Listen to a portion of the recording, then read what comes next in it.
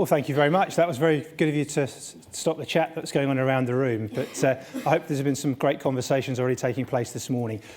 So my name's John McClarty. I'm one of the managing partners of Ceres Property as part of the Ceres Group. And I'm going to be taking you through today as chairman. And hopefully we're going to have a pretty lively discussion and debate this morning. We've got some talks first. But before we do that, I'm going to pass upstairs just to show us a short video. Just bear with us. Thank you.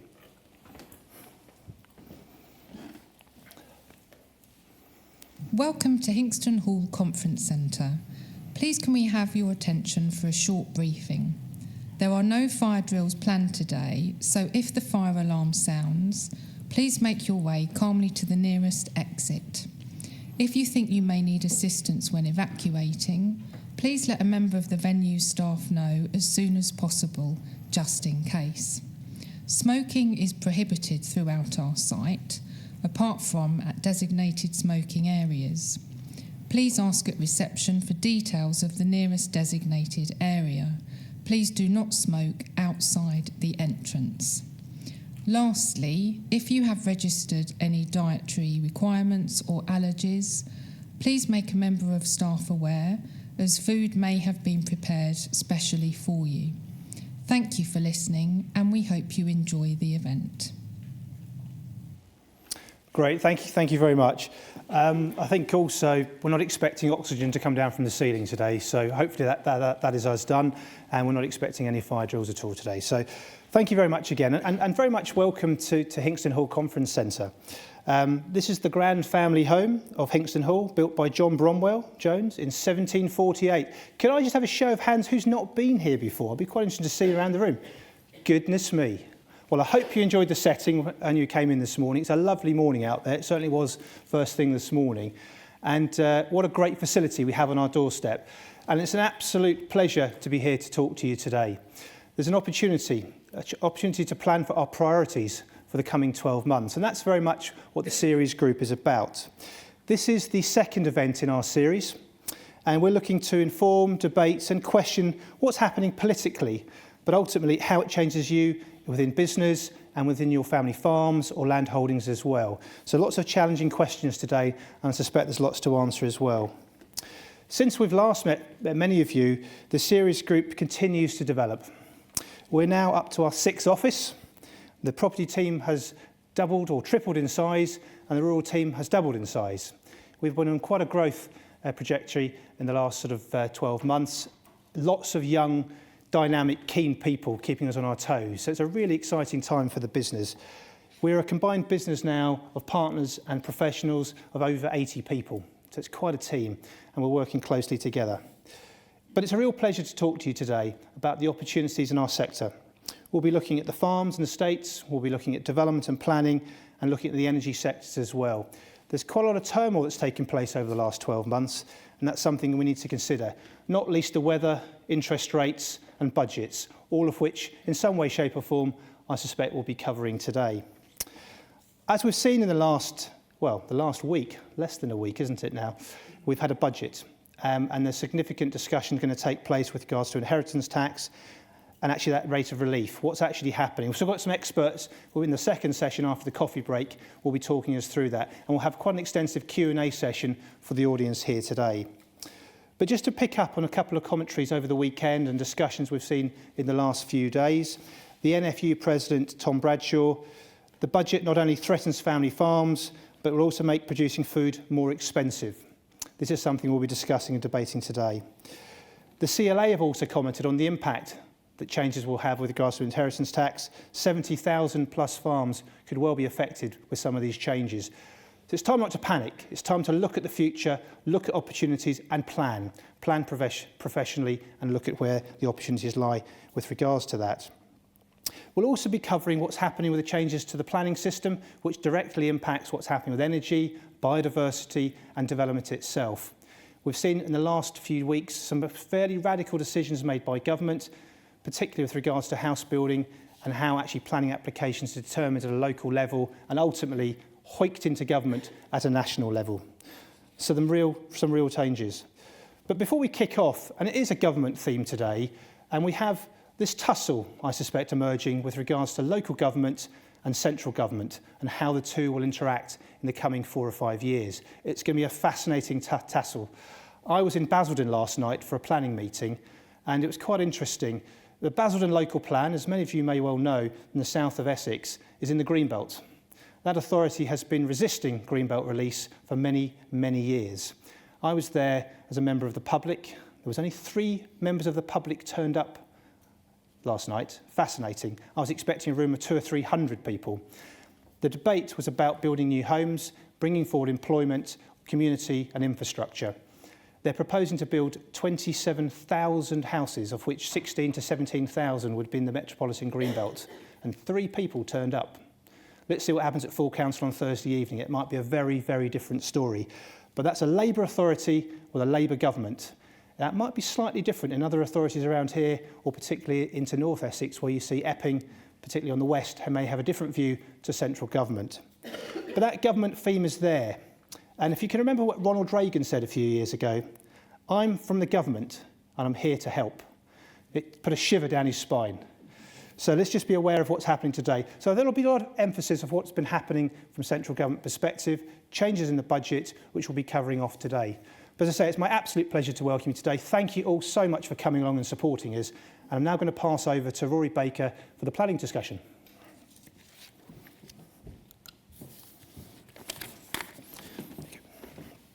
Thank you, John.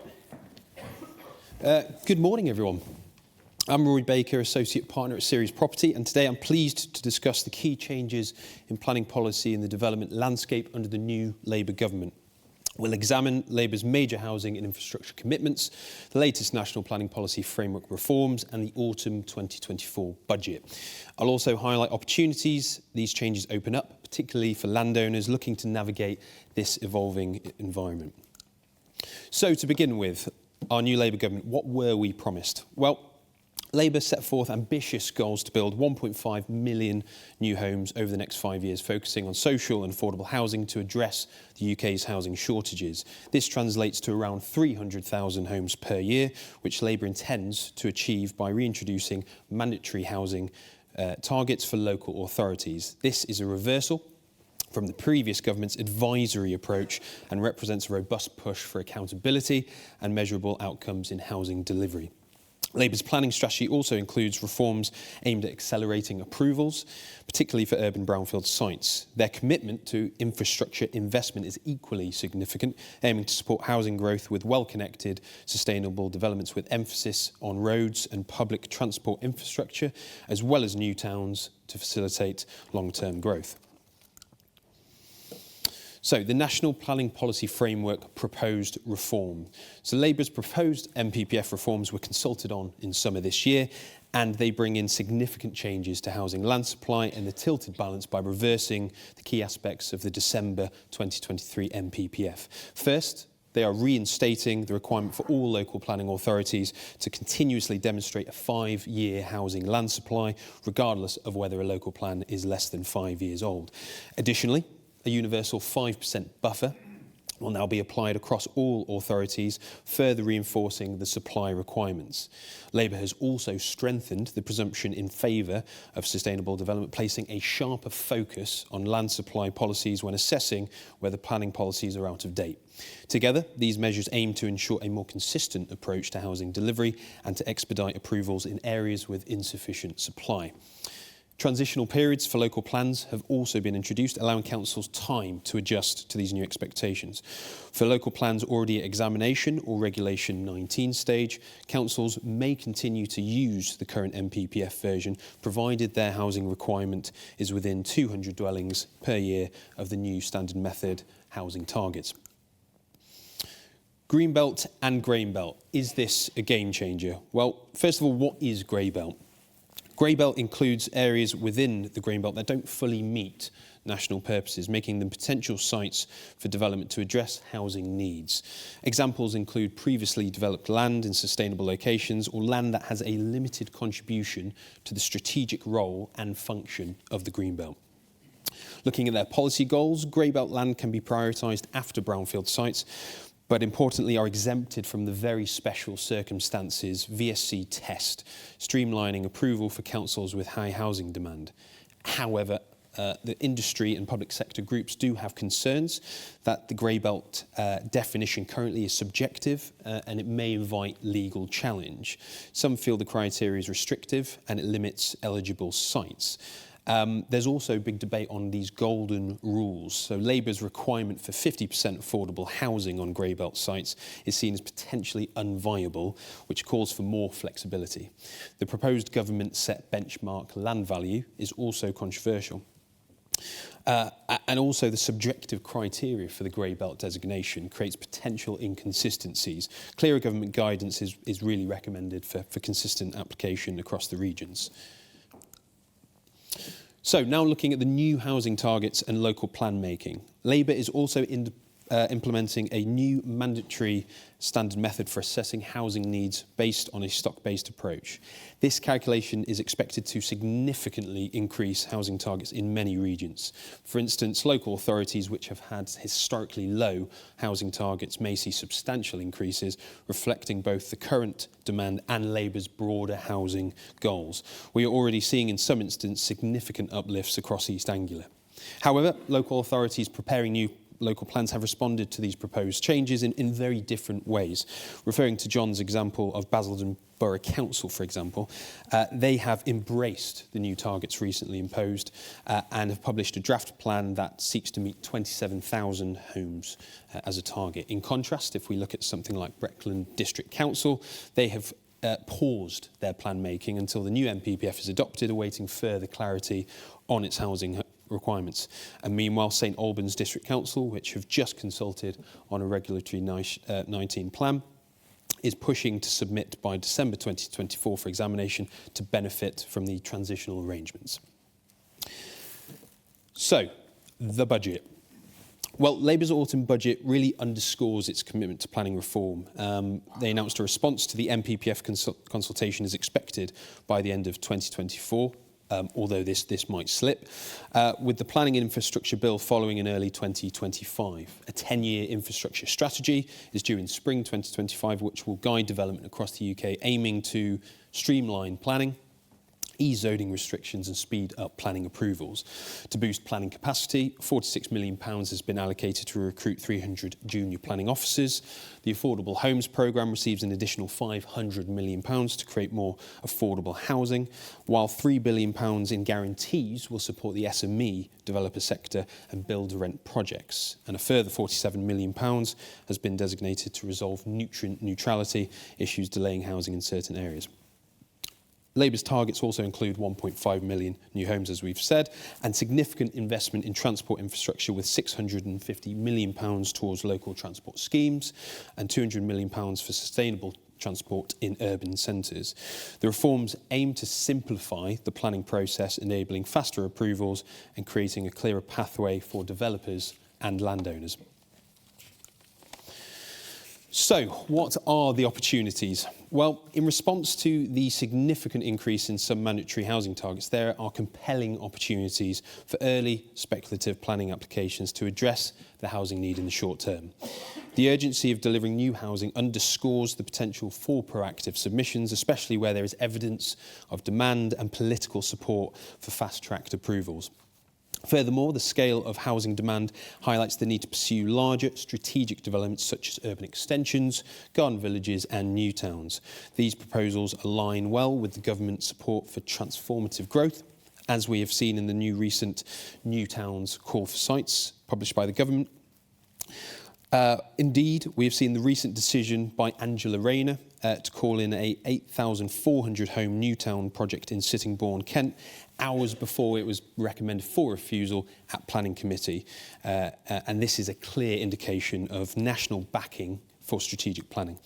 And for Greenbelt authorities, the prospects for strategic release through plan making process are notably enhanced, where they can demonstrate significant public benefits to support housing and infrastructure needs. In addition, areas within the Grey Belt have increased potential for immediate planning applications, enabling and supporting rural diversification of Greenbelt land and buildings. So there is plenty of opportunities, and Ceres Property Planning is here to advise and help you navigate through this process. So please, if you do have any questions or queries, we would be more than happy to help. I now pass over to my colleague Boris White, who is going to talk about development.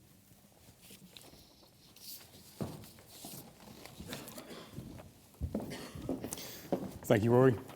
Good morning, everyone. My name is Boris White, and I work in the development team here in Ceres Property. Our team advises on strategic and immediate development opportunities across the region, ranging from small barn conversions all the way through to large urban extensions. As you might have guessed, we work incredibly closely with all teams across the partnership, but particularly with the planning team, as of course there is a natural synergy between getting a planning permission and selling a development site. Now, I've only got 8 minutes in which to get through this, so this is going to be a bit of a gallop through the development market, so please bear with me.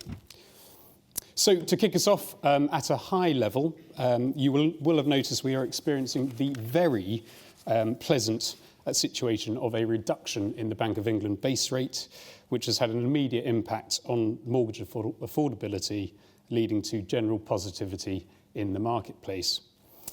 There is further good news from the latest inflation figures being in line with the 2% target, which helps keep the ever-spiralling costs of development somewhat in check. Combined, these factors have led to further growth in house prices over the last 12 months and have supported the sales of new homes across the country.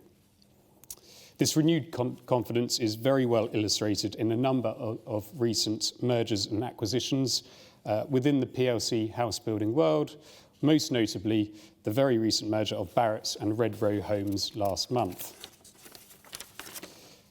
Now, turning to some more specific characteristics of the current marketplace, we are seeing that housing associations, that is those that are in charge of paying for and managing affordable housing, such as shared ownership or social rented stock, have reassessed their positions due to financial constraints and are being very particular on the sites they choose to offer on.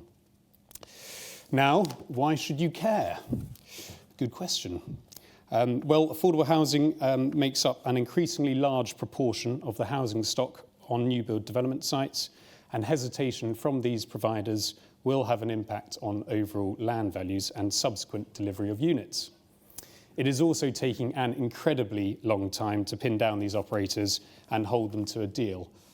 So some free advice I can give to everyone in the room is that if you are in the very fortunate position to be selling some land for development, you should not, and I repeat, not place an order for that new yacht or Ferrari until you've got the money in the bank.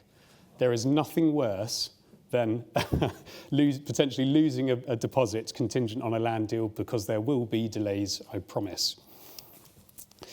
Another factor, somewhat tied to the previous slide, are the stabilisation of build costs. These are beginning to level out, thank goodness.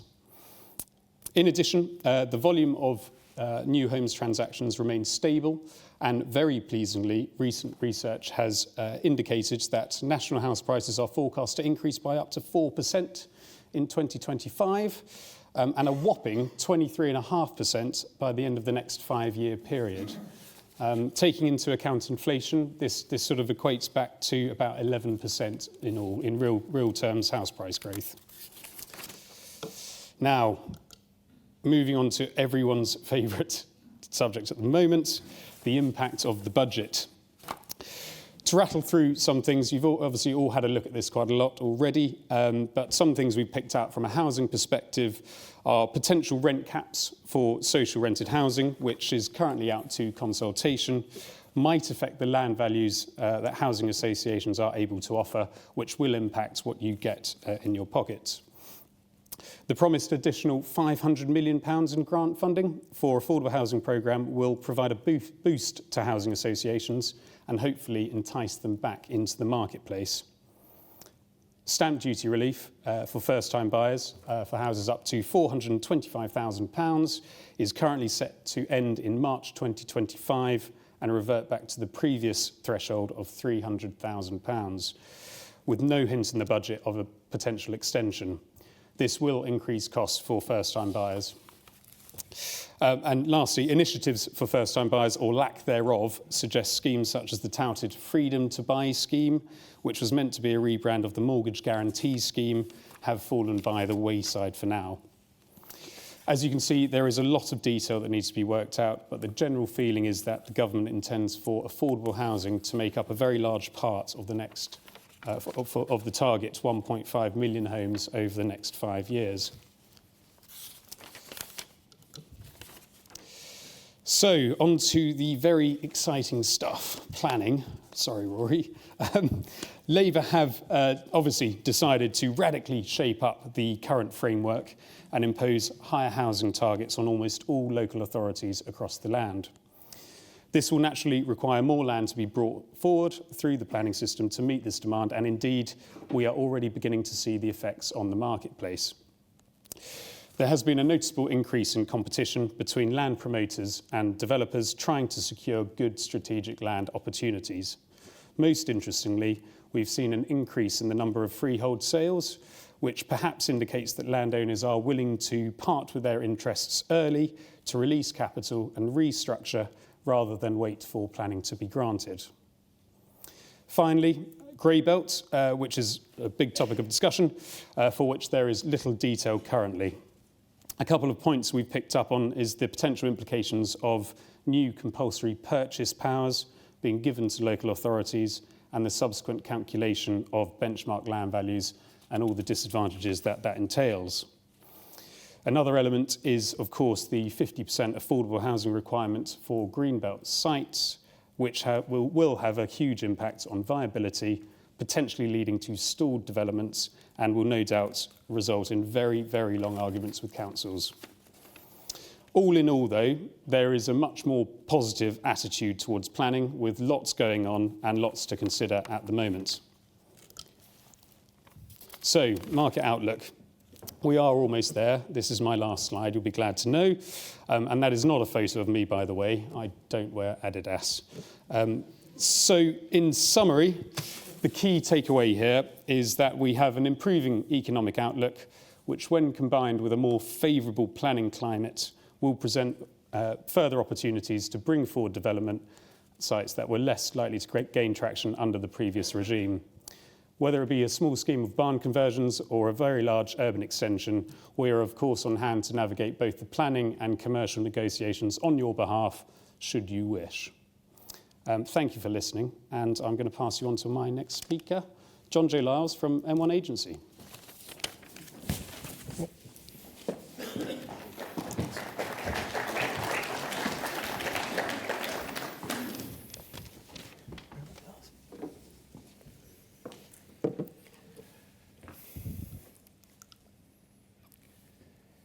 Good morning. My name is John J. Lyles. I work at M1 Agency, and we are chartered surveyors and specialise in industrial logistics. I once worked with many of the Ceres team here today in my former days at BNP and Stratton Parker. Many of my colleagues who I work with worked in the likes of Savills, CBRE and Knight Frank. M1 Agency was founded in 2016. We've now 21 employees in 3 offices, and we work across the UK. We're working to identify buildings and sites that can be suitable for occupier clients and investors.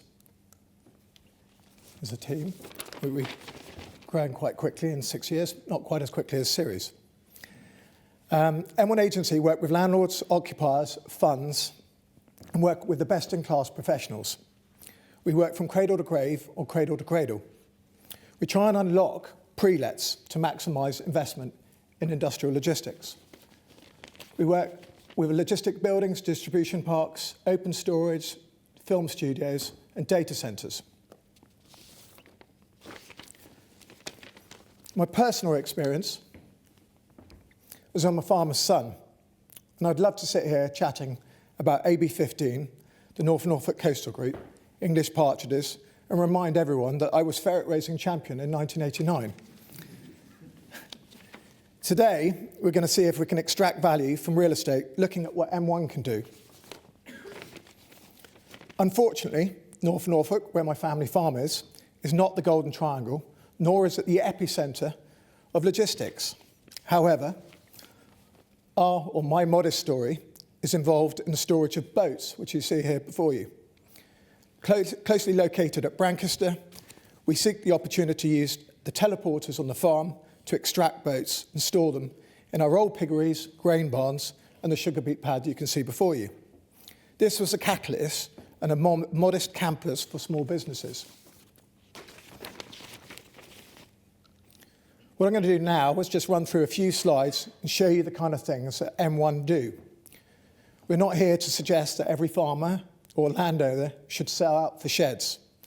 Many of the farms we know have been owned for generations, and we realise that every situation is going to be judged on its own merits, may that be personal, family, or planning.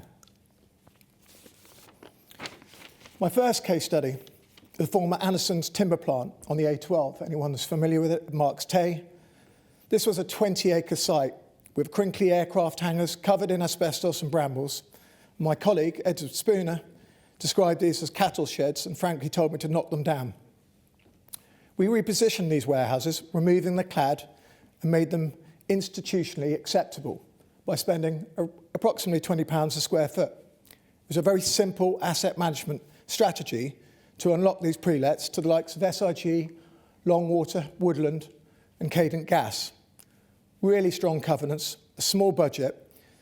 Enhancing the real estate allowed us the sustainability to move from the likes of F to Bs and move the rents from about £2.50 a square foot up to £10 a square foot. And after receiving planning, we moved the land values from 200,000, 250,000 upward to 850,000 and more. The big pre-lets. M1 were involved in the funding of the 3.1 million square foot global parts centre for Jaguar Land Rover on the junction 11 of the M42. JLR occupied a 240-acre former Greenbelt farm. JLR consolidated all of this under 70 acres of roof, which you can see before you, the equivalent of 70 Wembleys or 70 Twickenhams for the rugby fans. This employed 1,000 employees, and the unique pre-let and consolidation allowed the permitted Greenbelt to be released, basically because of the highway's junction capacity. And land values went from £10,000 to £850,000. And this investment in its own right was bought for £321 million. Similar pre-lets have been done with clients at Landfill, at Corby. My colleague Andy Hall has let 700,000 to Europa and over 500,000 square feet to my favourite logistics company, Eddie Stobart. More recently, he's let 1.5 million square feet to Nike, and we just recently let 1.5 million square foot to EDF Sizewell at Ipswich. So what are the market drivers? Who are in all of these warehouses, I hear you ask? In recent times, we've seen the death of the high street. The trend is online shopping. A mass increase in the parcel sector, the likes of eBay, DPD, DHL, Amazon, Ocado, Sainsbury's. We have all seen a huge change to the onliners, the e-commerce, grocery delivery, including my mother, who spent half my inheritance on Amazon Prime. The budget. For logistics point of view, it's far too early to say.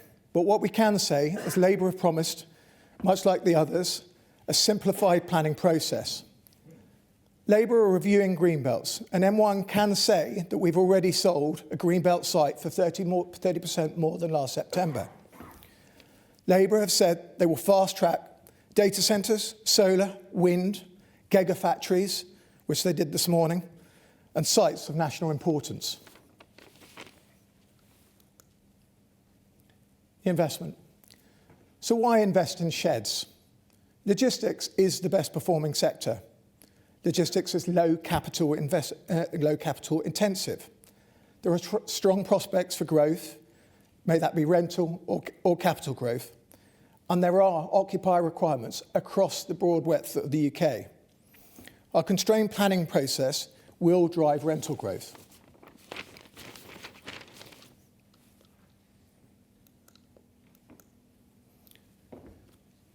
So what are M1 looking for? We're looking for edge-of-site conurbations. we're looking for proximity to major infrastructure. Infrastructure investments that we touched on, connectivity to rail, road, ports, air, and more recently, the clean energy sites, the solar, the wind, the thermal. These will attract the likes of data centres and gigafactories and sites that we never considered before. We're looking for sites of 200 to 500 acres and brown and greenfield sites. Hopefully, that may have given you some insight to how value can be added from your real estate. It may be a car park, it may be boat storage, warehouses or distribution parks. Either way, if we can help you, we'd love to try and do that with Ceres, and I hope you can have a catch up with some of the M1 team after this. Thank you very much.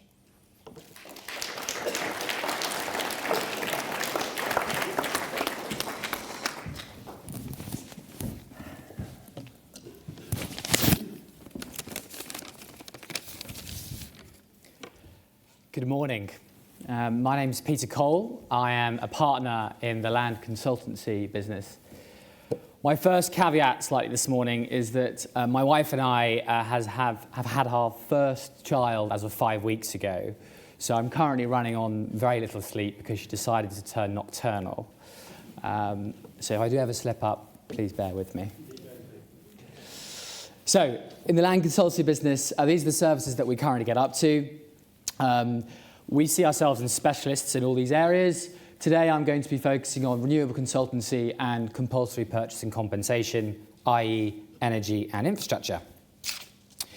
So in energy, what was in the budget? There was references to hydrogen contracts that were awarded, predominantly in the Northern England and Scotland, and also with carbon capture projects as well. There was a number of sections referring to the public sector and how they are going to be looking to decarbonise a lot of public buildings by providing £1 billion worth of funding towards that. Also, further support for domestic housing. Obviously, that is more towards the lower income earners, and that's for an amount of £3.4 billion. So there was reference to nuclear power as well. Sizewell C got the green light. 2.7 billion was put towards that. There's also reference in terms of the electrical vehicle charging infrastructure, and that's 200 million that's been put that way as well. Also, there was a section on the Great British Energy, which is, just as a reminder, this is going to be a new publicly owned developer, which will own and operate. It is due to be backed £8.3 billion during this parliamentary term. In the budget, it was only announced 125 million. So where they're going to find the rest of the money, we'll have to wait and see. This developer is specifically going to be focusing on wind and, interestingly, on new technology around floating offshore wind.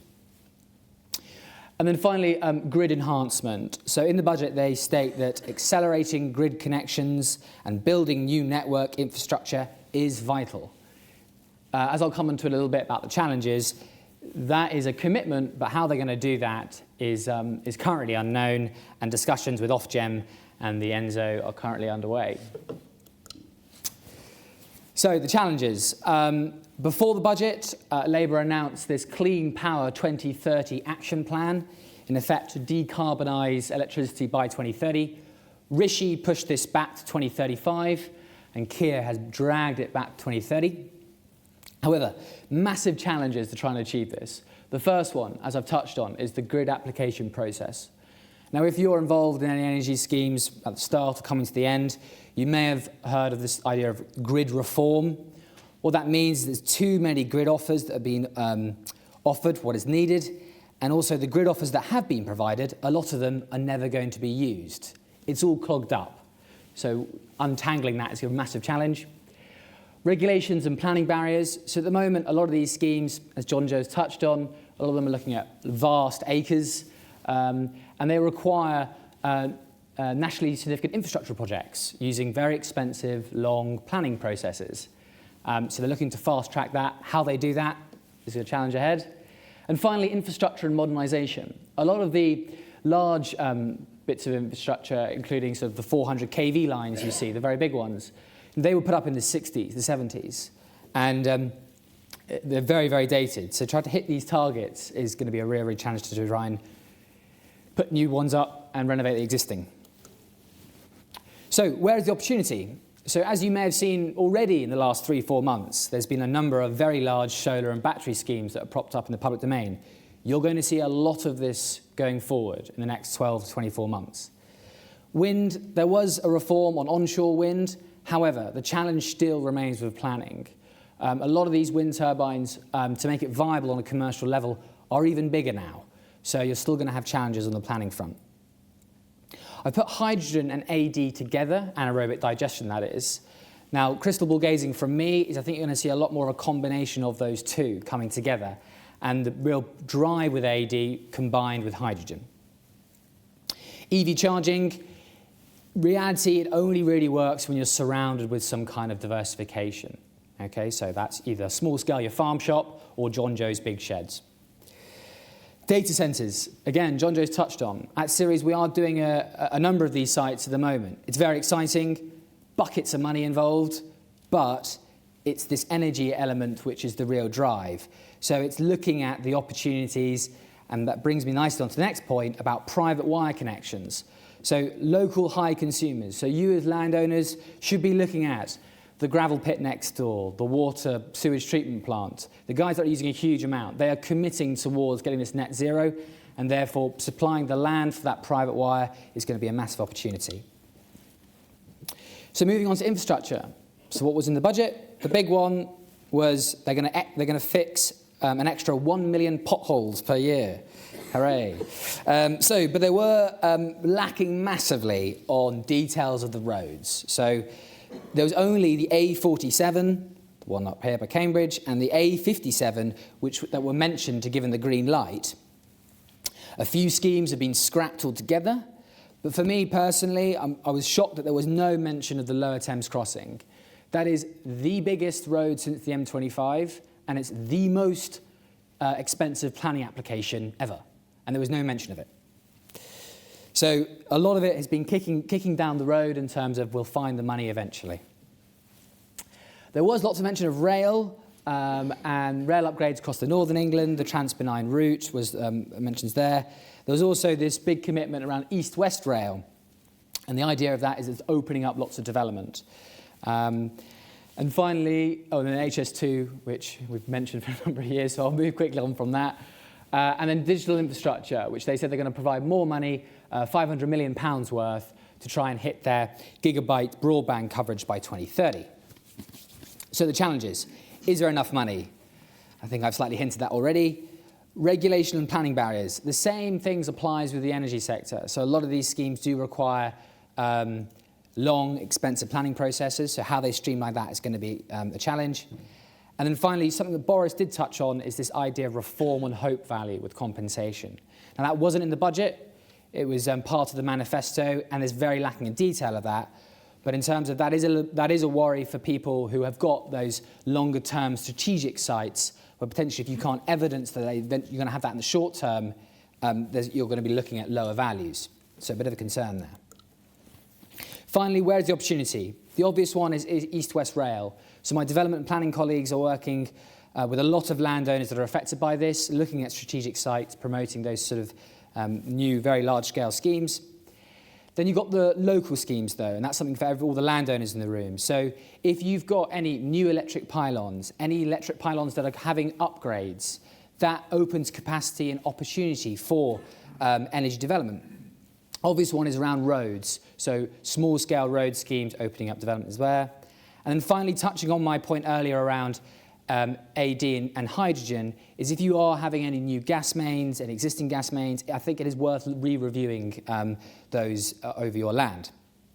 Finally, things to consider is engage and influence. And when I talk about infrastructure, I always mention this because this is a very emotional topic, and sometimes there aren't opportunities, but I would encourage you to engage with the acquiring authority and use ourselves to help with that, because you don't know what you can do to influence what they're planning to do.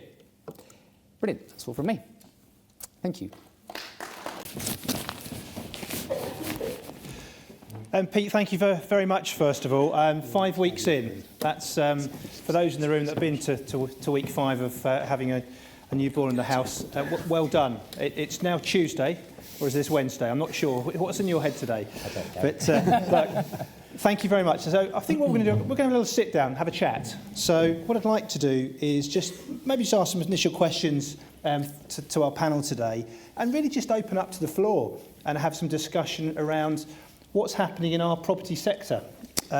We've obviously had in the last week a budget, and we've had some forward selling through the election campaign. I don't know about anybody else, but I'm sort of electioned out. We had quite a big lead in, didn't we? We had quite an interesting period of time under the Conservatives, and we had quite a series of prime ministers working through the UK, and we've most recently had a new leadership campaign for the Conservative Party, and Kemi now has come out as leader. So that's absolutely fabulous news for the Conservatives. They'll be starting to plan for their future. But Labour have arrived, haven't they? And I think it's a starter for me, really. Labour have arrived, and they've made some sort of, oh, goodness me, we're now in charge. We've only had, it was 13 years, now it's 14 years of time to plan for this. And now we're at that point in time for industry, for landowners in the room, for professionals in the room, and for property experts in the room. We've now got it to the sharp end. So I think, Pete, just sort of kicking us off, really, in terms of the energy piece, and how is this government sort of Quango company actually going to work? Have you got any more of an insight from your perspective of how it's going to engage with people such as in the room? I think the way it's going to engage with a lot of people in the room is actually a negative way, because they're focusing on the offshore wind. So in effect, the impact here will be looking at the substations, the cabling come through your land, and you're seeing a huge amount of that all around sort of Norfolk, Suffolk, and the Essex coastline at the moment. So the interaction with this new company is going to be, I think, probably a negative one. But on the idea of this company is it's going to have more control, and now we've seen that in terms of what happened over COVID with electricity prices. So we're having more of that domestic supply and control in the sector. So yeah, I think it's going to actually, unfortunately, be a negative one for the landowners, but for the greater good, it's going to be hopefully a positive thing. Yeah, and it's ringing through my ears again. I'm from the government and I'm here to help. Ronald Reagan's line again. It does concern me that actually we've got a lot of entrepreneurial people here in the room who run their own businesses and have great expertise in running businesses. So there'll be the challenges of how sort of central government can start to impose that upon all of us as well. And sort of moving on, just another question from myself. The distribution market is remarkable. I travel up and down the M1, the A1 on a pretty regular basis. And from a Ceres Group perspective, we've been working in partnership with you for a number of years, identifying opportunities and working with you on distribution warehousing. And these sheds are still going up. What does the market look like in, say, the next 12, 18 months?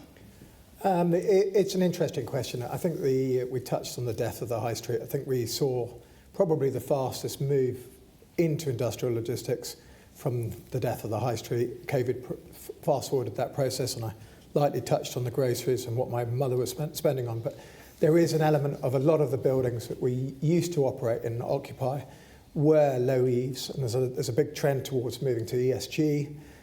There's efficiency, so looking at cubic capacity. A lot of the buildings that you would have seen in the past were 6-8 metres, and there's a general trend for people to get themselves into what we described as a golden triangle, areas in and around Birmingham that we can reach a large amount of the population. And it's cubic capacity, ESG credentials, power. So it's a combination of it. And I really do, in the last 12, 18 months, it takes a long while for the planning to come through on the wind farms. We've seen a huge dive into the hyperscalers and the data centre market. So it's a number of factors, but while it moved on hugely, I think it's probably still got some way to go. Yeah, and I think for those in the audience today, my experience of travelling up the M1 and the A1 and all the major road networks is the vast scale of these sheds. I was sort of taking some notes here, John. I think you talked about 70 Twickenhams that fitted into one of these distribution warehouses. We all probably have interaction with a warehouse when something arrives from Amazon or other companies that are out there, but that relationship we don't really see. And one of the questions I think from the local authority perspective is how many jobs come from these distribution warehouses? Have you sort of got a feel? It just depends on the type of user? Yeah, it's a challenging question when we're speaking to the planners. There used to be a huge drive towards the sort of manufacturing, and the fact that there was going to be huge waves of these new gigafactories and the electric batteries. They're certainly a driver. And while the mechanics of a lot of the buildings in Ocado, and you can see some of these buildings today, which are 85-90% operated by drones and robots and the kind of sci-fi world. They've been here for nearly 10 years. But those computers still make mistakes. They still break down. Yes. And then you're sort of back to the sort of the sorting, packing with Ocados. Much of that is still done a manual way. If that's trying to identify a blue biro from a red biro, there's a lot of people still doing that job. So the mechanics have changed it. Certainly on the height of these buildings when you're using the teleporters and that sort of side of things. But yeah, the B8 does retain a huge amount of employers as well as the manufacturing sector, which we've sadly under this government seen a huge wave already start to indicate that they're probably going to offshore themselves in the likes of Poland and other European countries. Yeah, I think from our sort of rural business who'll be speaking after the break, there's a great sort of drive towards the farm walks, the working with the landowners in the room, actually getting on the land. I'd love the opportunity at some time to come into one of these dark stores and one of these sheds, distribution warehouses, and get a feel of what actually is going on. The racking that's probably as high as you can imagine, and that automation must be quite part of Ocado's model, I suspect. The Amazon in Baden has a canteen for 2,000 people. It's a mile long. Wow. So it's a village campus within its own right. So yeah, they are pretty impressive in the grand scheme. This is the future. Look, I've got lots of questions here this morning, but if anything from the floor that sort of sprung to mind from the property section, anything about planning, what's happening with the NPPF, and from a development perspective, any questions at the moment? Or I'm happy to keep going. Yes, certainly. Yes, at the back there.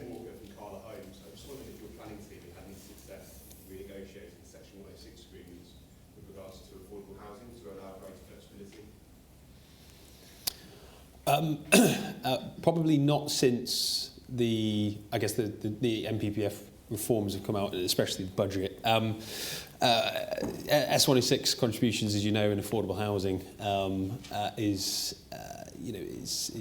quite tricky and quite difficult in terms of protracted discussions. I don't think we've seen any kind of direct influence top down yet. That's actually having an effect on those negotiations. I'd say it really is a local authority-led basis, and I think what John mentioned before is probably, I think, the most positive response that we've seen is actually where you're dealing with Labour authorities who are very much kind of channeling the mantras of what national government are doing. But I definitely think we'll start to see as the government are pouring more into affordable housing and actually putting a much more emphasis on that. And you can see that through with kind of the green belt and the grey belt concept and the 50% affordable. I think we're going to see a lot more, even more than we currently do have in terms of negotiations. And those are going to become protracted, and actually who's going to pay for that in terms of viability consultants, and councils are going to have to really spend some more money. Where's that money going to come from? We don't know. So I think it's all well and good actually the government investing in affordable housing, and actually how that comes through into development, and you as the developers have to kind of pay for that in terms of contributions. But we're going to need that process and that mechanism properly resourced, I think, to make sure developers like yourselves aren't kind of banging your head against the wall because you're not getting anywhere in your negotiations. And how, Boris, from your perspective, the viability, we've been sipping from the viability cup for about 14 years now, and some would argue that it was a policy constraint that was driven by a previous government to shift market housing. I'm sure that's a commentary that's been out there in the past. But from a development perspective, Boris, what do you think in terms of the dynamics of viability testing? What influence in going to 50% affordable housing in the green belt? Some challenges there? Huge, really. Suddenly viability is right on the front foot once again, and developers, in order to make sites stack up and actually come forward, actually need to be negotiating with the councils, as Rory touches on, as Tim says, to make sure the affordable housing mix is of value. I think some of the legislation we see coming out, a majority of that 50% is due to be social rented housing. And from our discussions with affordable housing providers and indeed developers, that's not what housing associations want to deliver. And frankly, there aren't any buyers for that level of social housing. If you've got a 400 unit scheme on green belts, you've got theoretically 200 houses are going to be affordable, of which 80% of that is going to be social rented, and that doesn't work in all areas of the country. And we're finding that there's a lot of pushback from certainly the market facing the commercial developers who are buying these sites. They're wanting to go back in on the 106 to change the mix to make sure that you're getting the right mix of one-bedroom flats compared to three-bedroom houses and even five-bedroom houses, to make sure that affordable housing is going to be absorbed into the marketplace. So it's now going to be there's going to be a lot of arguments with councils going forward, I think, and it's going to cause knock-on delays. Yeah. And I'm sure there's going to be some very heated planning committee meetings combined with planning officers. Just to come on, just add to that, John. I think that's one of the overriding forms of response that the development industry put towards the MPPF consultation was actually this kind of, that the MPPF now seeking to dictate an unfavourable form of affordable housing mix, and actually whether that's actually viable, whether that actually stacks up on a local basis in terms of what registered providers and local need dictates. So I think what will be interesting to see actually out of the MPPF consultation, whether we've seen the government listen to the industry say, well, actually, this is potentially going to be suffocating, and we're going to have difficulties, well, with councils anyway. But actually, we need the MPPF to probably install a higher degree of flexibility in that regard. It may be controversial, but thank you, Tim. A great question. We should speak afterwards. I'm sure some ideas there. But I think just in terms of balance here today, I came from a local authority background as a planner. I've still got some very good friends in local government who work under some very, very challenging conditions at a senior level. And the reality is actually how the planning system feeds through to development and actually delivery is incredibly challenging. And I think the skill set to do all of those things within local government is also very challenging. I think the industry, certainly the market, has a part to play here. But the resourcing of local government, we'll all have stories and tales. We're here all week. But the challenges that local government face at the current time are very, very significant. Is there any other questions? Yes, certainly. The new classification of grey belt is very interesting. It's something obviously very recent. Are local authorities going to have to identify grey belt areas, or is it up to developers and landowners to go into a scheme using the classification of grey belt? Circumstances that you don't need those, as I understand it, as long as you can prove that it is grey belt and the reason to make it grey belt rather than green belt. Certainly, I think the answer is both. I think from a local planning authority perspective and strategic plan making, we're already starting to see green belt authorities in preparing their local plans identify significant green belt release, which they are badging and they are assessing as grey belt. Now, we don't have a firm definition yet, and I think that's what kind of the industry is calling for when we get on new MPPF. But if we do take the example of Basildon, who have been hugely ambitious with their housing targets and their green belt release, they have all identified parcels and land and extensions for release from the green belt on the basis of grey belt.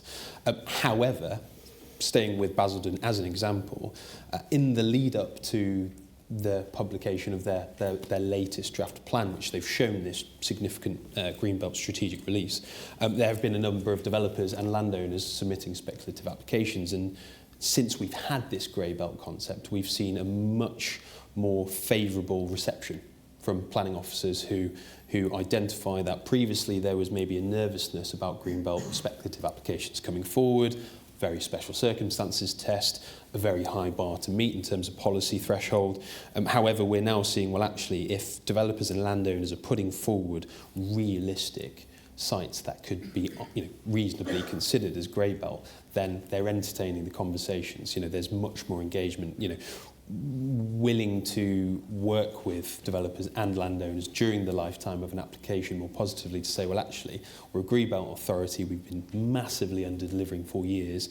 Grey belt has actually given us a fantastic opportunity politically as well, a softer landing politically, to actually get some delivery and growth forward. So grey belt is very much being proactively deployed at the strategic level, but also on a site-by-site basis.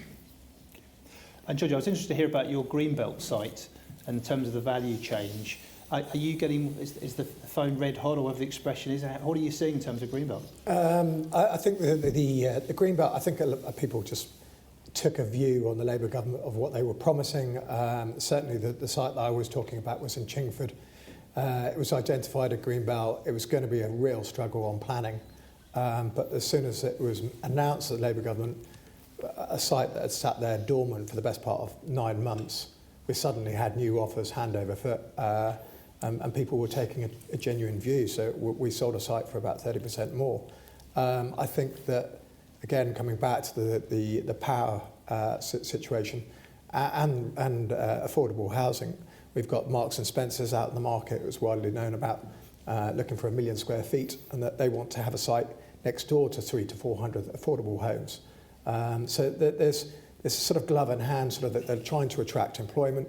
And then we've got the data centres, it goes without saying, and the gigafactories, as they can hugely documented in the last few weeks in the Times, everywhere, this onward drive to hyperscalers, the entrance of Microsoft, looking for green energy. We're looking at sites in North Norfolk where we're trying to anchor data centre opportunity and harbour from those wind farms, the first phase and the second phase, with a new introduction of the substations. And the lie of the land of that has changed dramatically, and they can be up in Yorkshire, they can be in Hull, we've seen them across in Weston-super-Mare and in all sorts of different locations, but every site needs to be looked at on its own merits. It could be a flood zone and that sort of things, which are, so it's a changing landscape. Yes. It's not just arterial roads now. It can be, we're following the solar fields, we're following the wind farms. And I think we talk about changing landscape, and one of the sort of points, I think we've obviously had a new president in America in the last few days. One of the things that's sort of I've been thinking about is about how the world economy in terms of distribution works. A lot of things come from China, and they come on ships and they come in containers. So are we seeing we're going to be hoarding more in the UK because actually the world trade's going to change? Does that have an impact for the ports around the work you do? It does, and if you look down the A14 corridor, particularly Felixstowe, and then you look to Tilbury at DP World, those warehouses are the ones that are getting larger. I mean, if it was Ukraine or the Suez Canal, you're looking at warehouses which are being built with what we call just in case. Yes. We have just in time, which is going to be your Ricardo delivery, which is actually largely sort of a consideration which is bad for the world because you've got lots of vans going back and forward, but you've got to remember that's probably got 20 loads of shopping in it, so it's actually reducing traffic. So it's getting in that mindset of what you're selling to planners and that sort of side of things. But on a global platform, there's a lot more bigger warehouses, and may that be in Europe or the UK, in slightly more tertiary locations where the land is cheaper and the rent is cheaper. And that's where you're seeing a migration of slightly bigger warehouses in locations that you hadn't seen them before. Right. And they might be airfields or areas where there's traditionally brownfield sites in Mendlesham, Rendlesham, yes. And that sort of area. A bit more hoarding. Yeah. Interesting. Laura, I think you had a question. Yeah, Laura Gibson Green, GGP Land and Property. John Joe, just a quick question with regards to the renewable side of things. I always get quite frustrated when I drive around. I see these big sheds with no solar on the roof.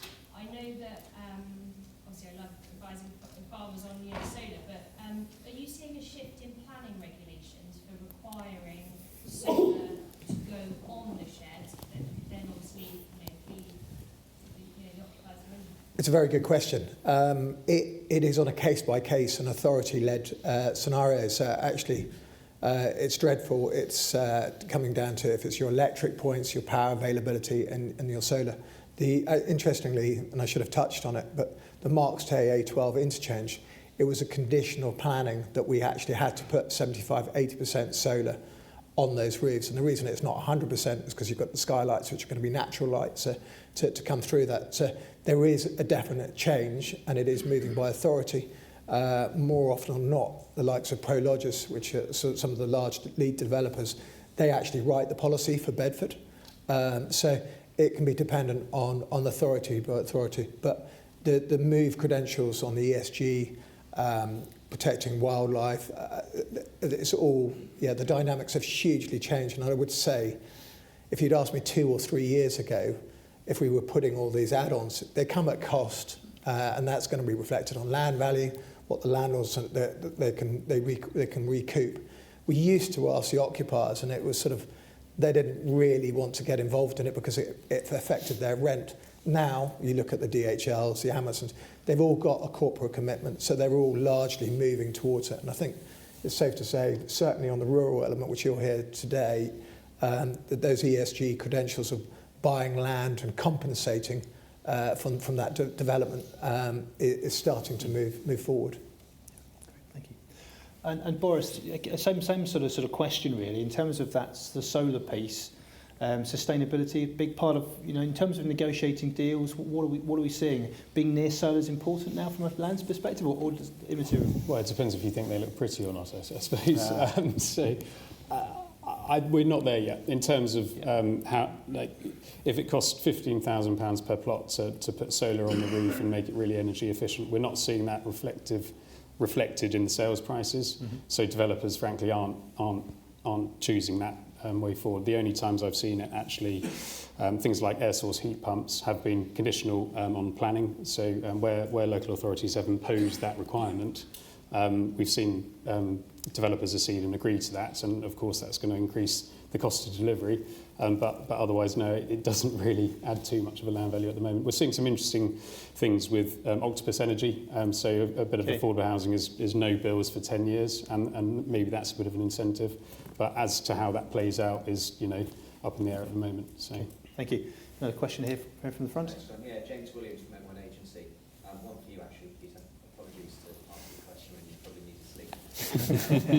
I'm interested in the sort of crossover between energy and warehousing, because it seems in the UK we're at a point where modern warehouses need more energy, whether it's a data centre, more automation, electric vehicle charging. But at the same time, we've got the government saying they want, or we are moving to a more sustainable energy supply. How do they match that greater demand on the grids with moving to what I perceive to be a less reliable source of energy? Yeah, with great difficulty, and this is I've touched it a few times, and it blends into John Joe's and Boris's point as well about where it fits in with their developments. And the main issue is the grid, because if you are Lauren's question around why aren't we having solar panels on sheds, the developer is looking at a site and they need the energy supply for that build, for putting it up. Yes, everybody would like to put panels on the top, but then you need to have an additional capacity to do that. To get that additional capacity, you might need to wait 2, 3, 4, 5 years to be able to get that. Delays the development, so hence why they're going for the minimum amount. The big thing that I think is very sensible, you could think, well, if I'm putting a 500-acre solar farm over here, why can't I get my plug and just plug into all these sheds? And the grid doesn't work like that. If the grid supplies for that particular development, and it has to pump onto the grid, and at the moment there are more and more, to be fair, coming, and we're seeing more and more what they call PPAs, purchase power agreements. But it is a relatively new market, and I think it will come forward. But especially what John Joe referenced in terms of a lot of these companies' commitments for their ESG and all this sort of stuff. But it's all costs to them, so they're trying to kick it down the road as best they can.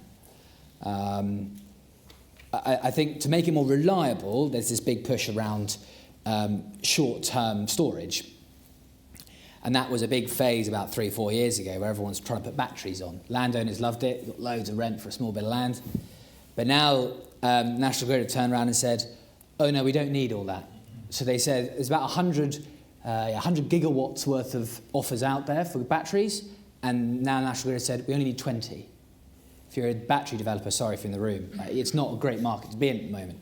So what you're trying to do is creating new technology, longer-term electricity storage, and the technology is evolving, but it's still not quite there exactly. The grid is just trying to dictate that, but they're not talking. Nobody's talking to each other, which is the challenge.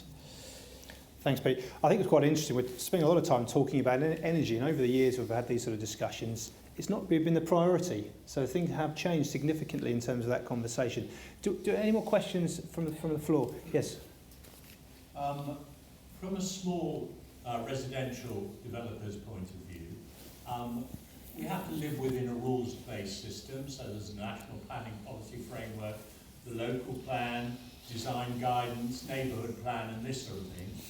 The biggest challenge I usually face is the initial mindset of the planning officer's personal opinion to say no, despite the fact that we often live in the locality. We want to build something that people want to live in, so it has to be practical, it has to be nice to live in, the rest of the villagers need to like it.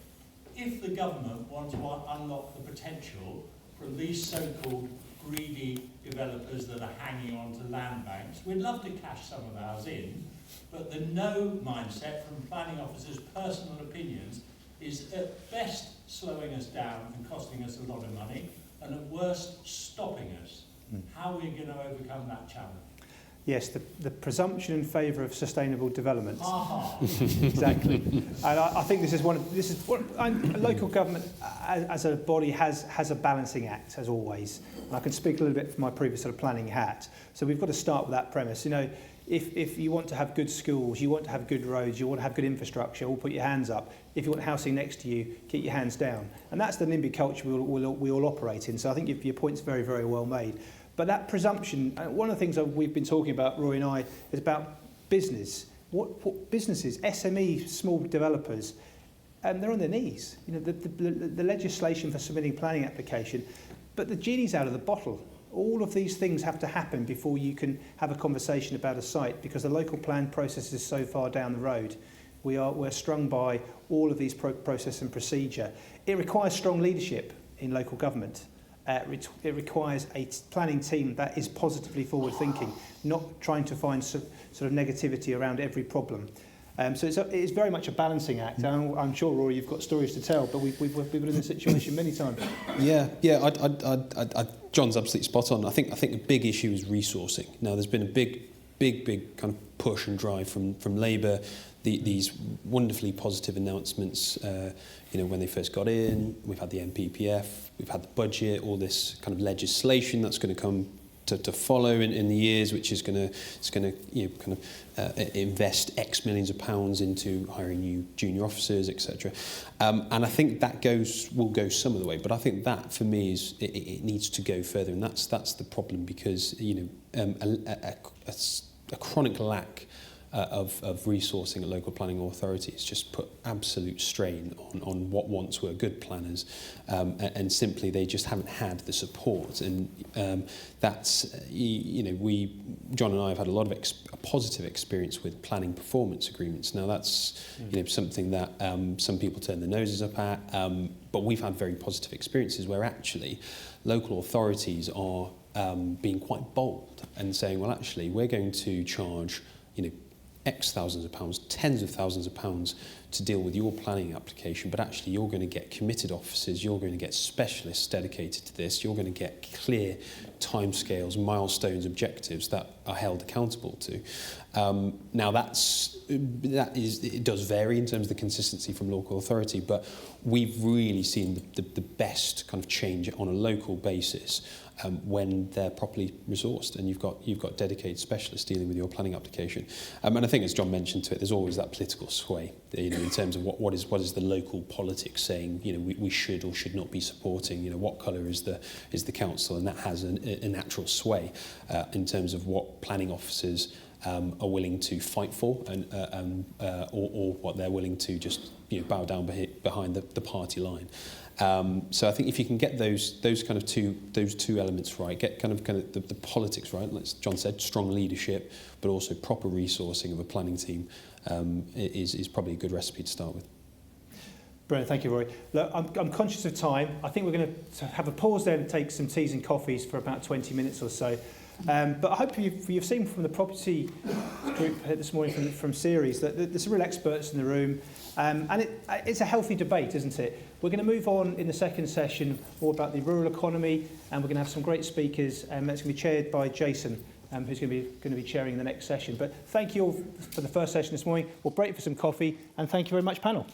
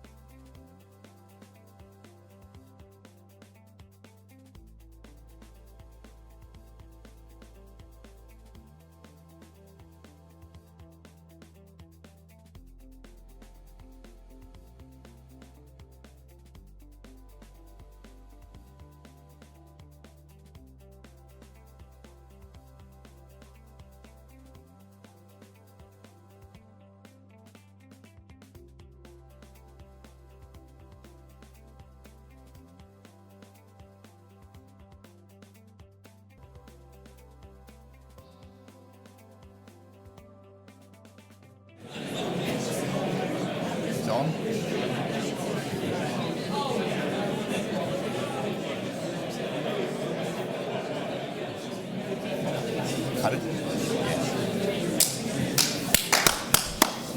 Good morning, ladies and gentlemen.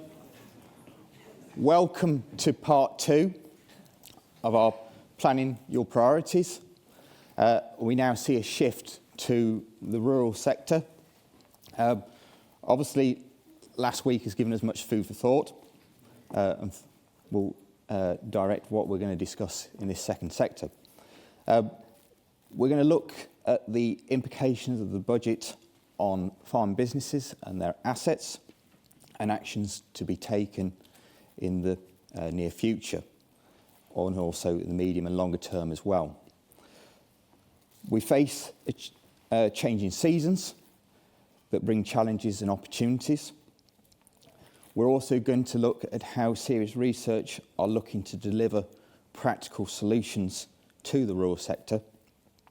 As before, we're going to conclude the session with a panel questions and answers, and please feel free to ask questions very much as part of that section. I'll hand you over now to Sean Spalding, who's our first speaker. Thank you.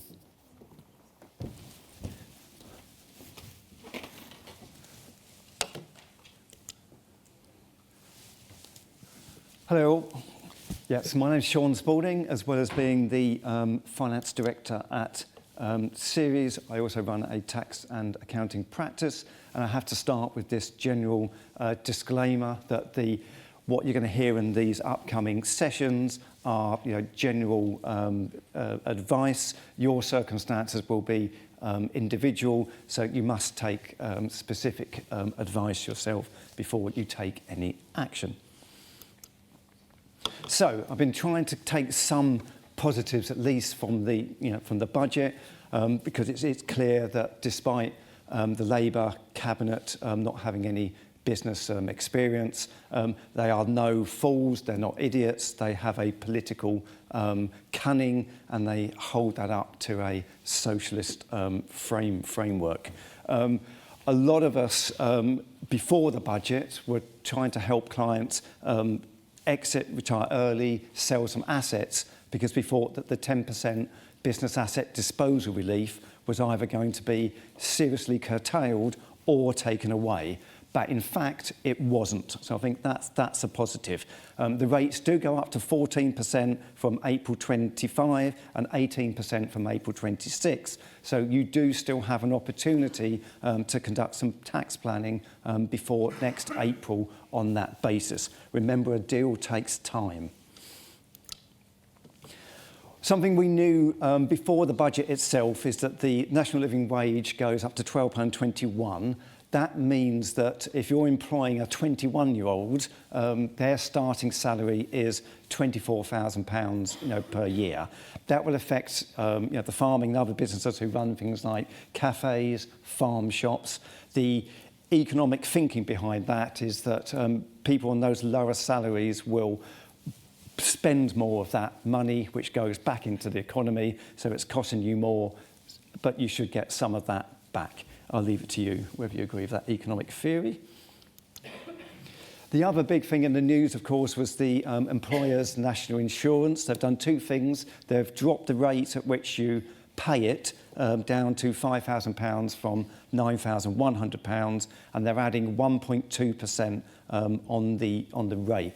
Where they've been quite clever is that for smaller businesses, they've cushioned it a bit by having the employer's allowance at £10,500, and there's no limit to that. Previously, if you were over a certain threshold, you didn't qualify for that employer's allowance. So smaller businesses are cushioned a bit more, so that you sort of wiggle and say, oh, that's a bit of a cost, but you can perhaps cope with it. Where they've gone after for this is the big corporates, businesses. So I noticed that Asda the other day said that that's going to cost them £100 million across their portfolio. What you can all do on this is that your payroll software will export to Excel. So what it's quite easy to do is get your October 24 payroll out into Excel, use some very simple formulas to adjust for the new minimum wage if that affects your payroll, and also the new national insurance, that if it applied at October 24, multiply it by 12. Okay, it's not going to account for starters, leavers and things like that, but at least it will give you a ballpark of what it will cost your business. If you haven't done that already, let's say 45-minute exercise, well worth just doing. Double cab pickups, the Isuzus, the U-turn has been U-turned. These have been self-identifying as cars, then trucks. Now they're coming back as cars again. Interestingly, this was proposals under both the Tory government and the Labour government. What that tells us is that this is not political. This is some wonk or wonkess in the Treasury who's decided that they don't like this. They think it's a tax dodge, so they want to change it. Not a huge much you can do with that, and perhaps the values of those have already dropped down, but what you can do is looking at lending your employees money to buy the trucks or lease them to them. It gets rid of the benefit in kind, which will be a big effect on them. And of course, the big one, you've got to have been living under a rock for the last week or so not to know that the inheritance tax is going up to 20% on assets over 1 million. This doesn't just affect farms, this is affecting small businesses as well. I think the message for the moment is just keep calm and carry on. Lifetime gifts still exist. They could have taken that away. Holdover relief to hold over capital gains tax, that still exists. We've got to wait until the draft regulation is actually published so we can all read that and understand what's in there. And also, a lot of you will have questions on trusts and practical applications to trusts. We've been promised a technical consultation document in early 2025 that's going to answer some of these practical application questions. And of course, there's lots of sort of public sympathy, opprobrium over these measures. So you never know, Labour might sort of row back on some of their proposals. So really, no knee-jerk reactions. I think what this will do is it will generate a change in mindset, from us all. Inheritance tax has always been a tax that we've traditionally planned and mitigated through that planning. And maybe some of the trends that we'll see is that we'll have an earlier succession now via lifetime gifts, although obviously you've got to look at, do you need that income? I think we will see more usage of trusts, although there's already anti-avoidance rules to stop you creating 10 trusts with £1 million each in them. I know the financial planning industry already gone into overdrive, so I think we'll see some pension schemes, self-administered pension schemes that might own £1 million of business assets. There's this joke that farms have to breed their own employees because that's all you get working in farms. So if you've got lots of family members working in the business, maybe employee ownership trusts might have a role to play, going forward. And I think we're also going to see a return to inheritance tax insurance, either for an untimely death or if you're doing a 7-year gift programme to pay the inheritance tax bill if you don't meet that criteria. So we shouldn't do anything now, but we can start planning. And probably the first thing we need to do is just create a schedule of assets. There ought to be something that's very easy and quick, but actually I know from experience that does take a bit of time to put together all of your assets, when you purchase them, what value you purchased them. If you inherited them from the previous generation, they'll have a probate value and a date of that probate. So really put all of that together, in a list. Update your fixed asset register for what's no longer there or what should be there and isn't. You've got to go through each of your assets and work out which one is agricultural, which ones are business, which ones are just pure residential, which ones are let residential. Classify all of those. A lot of your assets, I know again from experience, that they're going to be there on a historical valuation. So you've really got to get an up-to-date valuation or at least a market appraisal on them. I think property valuers are going to be quite busy in the first quarter of 2025. Don't forget also, if you have put sort of cafes and other things in limited companies, you should also get a valuation of the shares and make sure you're not sort of double counting if you're valuing the assets as well.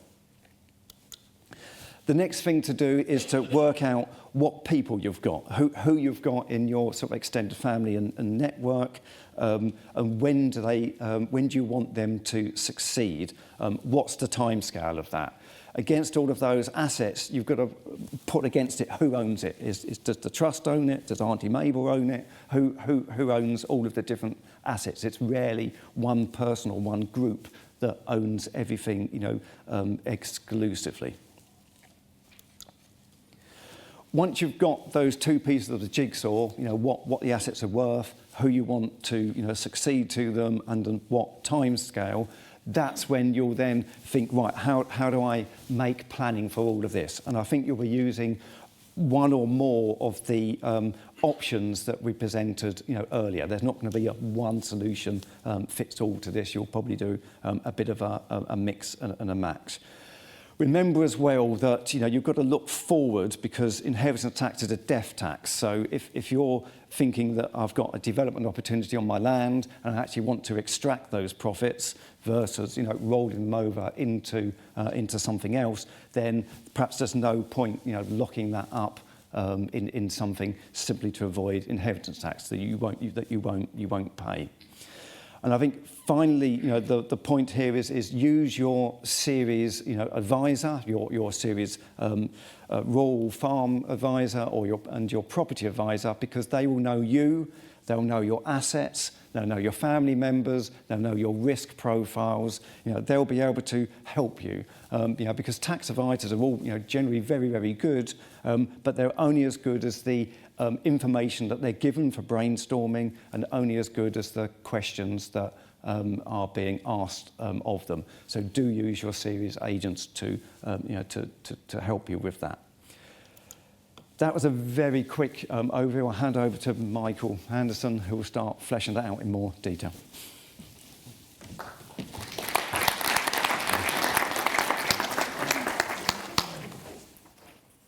Thank you, Sean. My wife told me I shouldn't open with an apology, but I'm afraid I'm going to open with an apology because you're about to hear a lot of the same stuff again. But Sean's an accountant and I'm a land agent, so we have a slightly different perspective on these things. We often end up with the same answer, but via very different routes. So bear with me. Hopefully, given the significance of this subject, you can forgive me for a bit of repetition. I'm going to focus on inheritance tax again. I'm going to go into a couple of examples of what that might look to your inheritance tax liability if you do nothing. I'm going to touch a little bit on the land market and values, and then come back to what you can do at the end of that and making a plan. Okay. So you'll have seen this before in the headline points on about 20 different briefing papers that are doing the circuit. Fundamentally, the budget is not good news for the inheritance of farms and estates. Big ticket proposal is £1 million cap on 100% agricultural property relief and business property relief now combined, dropping to 50% relief thereafter. Other proposals are an extension of the nil rate band cap to 2030, which now won't have increased for 21 years, which has eroded its value over time substantially, and inclusion of unused pension funds in your taxable estate. In short, this is a major blow for farm succession planning and all of that succession planning we've been doing effectively for the last generation. And it will be a huge impact on rural businesses, from diversified operations to contract farming businesses, tenant farmers, the whole caboodle. So it is fully understandable to take the view of the image shown up on the screen here. Sean has pointed out it could have been worse. And he said it could have been worse in relation to the capital taxation policy, but it could have been worse for inheritance tax substantially too. APR, BPR still exist. Business asset disposal relief, as Sean said, still exists. Capital gains tax is rebased at inheritance tax values still. And all of these are things that were discussed about in the run-up to the budget that may have been lost or cut out. So that is, I suppose, if you're clutching at straws, good news. Land and environmental measures will qualify as agricultural property for agricultural property relief. So as I've said, yes, clutching at straws a bit perhaps, but it could have been worse. And one unintended consequence is that it is going to force early engagement and planning for succession where it has often been left far too late in the process. Trusts. I'm only going to touch on trusts briefly, as there remains a lot of uncertainty about how the new rules are going to apply. And again, we've got this technical consultation early part of 2025. As it currently stands, trusts that are subject to a 10-year charge will have the same £1 million allowance on 100% relief for agriculture and business property. It is worth noting that any trusts set up before the 30th of October will all have their own individual £1 million allowance. Any trusts set up after the 30th of October, that £1 million allowance will be based on the settler. So, as an example to that, if you set up 2 trusts now, it's £500,000 each. Again, how it works in practice, we're not entirely sure, and we'll hope for a bit of clarity following consultation. Now, what is the actual impact, financial impact of these measures on your inheritance tax liability? I've simply gone here to a couple of CAV case study examples. This is one of the briefing papers that was circulated and is quite a useful note. The first one here is a small 250-acre livestock farm. I've really simplified its structure, but it's in sole ownership. And we're going to say about £4 million worth of assets, including the land, house, buildings, machinery, livestock. We're going to assume the nil rate band has been used on other assets off farm for ease of maths, but we're starting with our £4 million value. We're taking off our £1 million. We've got £3 million at 50% relief and a 40% tax bill on that, so we've got a £600,000 liability, which didn't exist before. It can be paid off over 10 years. And on a per acre basis, this breaks back to about £240 per acre per annum, which is still not very financially appealing. And Richard's talking after me and giving a farm update, and we'll set that in the context and viability of the wider farming operation. My second example is effectively just a larger version. It's a 1,200 acre arable farm, which is still constituted a small family farm. Again, sole ownership. In this situation, we've got about £14 million worth of assets of land, house, cottages, machinery, stock. Again, nil rate band used off estate. First £1 million relieved, £13 million at 50%. We've got a tax liability, or a potential tax liability, of 2.6 million. That is an eye-watering sum, and without cash reserves or without proper planning, I'm not sure how that would be met without sale of part. None of that's good news, okay? But you'll hear it. You've heard it from Sean, you'll hear it from Richard, and you'll hear it from me several times. But don't panic. It's still under consultation. There is a big wave of objection to this and a little bit of public support. So I don't expect there'll be a complete rewrite. I think the structure as it's set out will probably stay. This is all my opinion, by the way, so don't take it as absolutely read, but it's probably what we've got to work with. What I would hope for is that we might see an increase in the level of allowance from £1 million to £2 million, or maybe £5 million. We can hope for that sort of thing, or other measures that might soften the blow. But my point is, don't make a knee-jerk response. Take a minute, as I say, and we'll see how things pan out. What is this going to do to the farmland market? Again, there's a bit of uncertainty here. And I've spoken at length with my colleagues in our agency team, Peter Mason, who's with us today, and Michael Fiddy's about this. And as you might guess, the agent's response was not straightforward. But I get that. There are multiple factors that affect supply. And ultimately, market is all about supply and demand. I put weather down here, but it's not a direct contribution. What I mean there really is about the viability of farming. And again, there's a weather map on the farming update, and it sets out how the impact of that has affected the viability of farming operation over the last few years and the challenges that are faced. And what I found interesting is that supply was up 20% last year on the previous year. It's been at its highest level in decades, and yet values are holding. So, I can't say for certain that's going to be the case in the future. Undoubtedly, the proposed budget changes, when they come into effect, will add to those farming pressures. There's going to be challenges on the viability of succession. So we may see an increase in supply in due course. But regardless of these changes, land and farming property remains a good inheritance tax planning asset for investor buyers, for those with rollover relief, and it is a finite supply. So, I'd make the point that if your neighbouring farm came onto the market, even with all of these things in the situation, you may still be tempted to make an offer. Perhaps a bit more price sensitive now than it was, but like I said, they don't make any more of it. So what is that going to do to values? And I'm not going to give you a clear answer, much to your frustration here, I imagine, but, and this slide is full of the potential and possibles, ifs and buts and everything else, because fundamentally it is too early to say for certain what will happen to land values.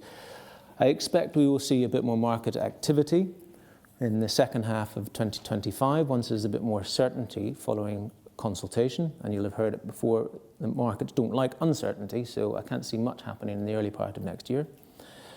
And clearly, if we get more land on the market, then we might see a softening in values. But my message here is keep calm, reassess values, make a plan, and carry on. And there are options.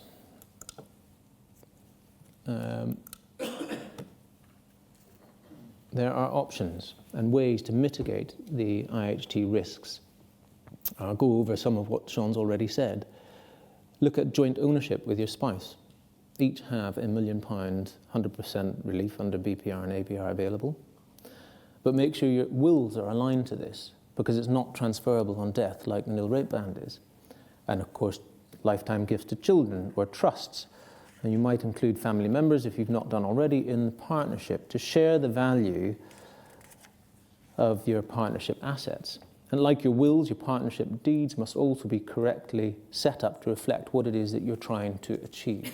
So there's going to be a wholesale review of your plan and your structure at the moment.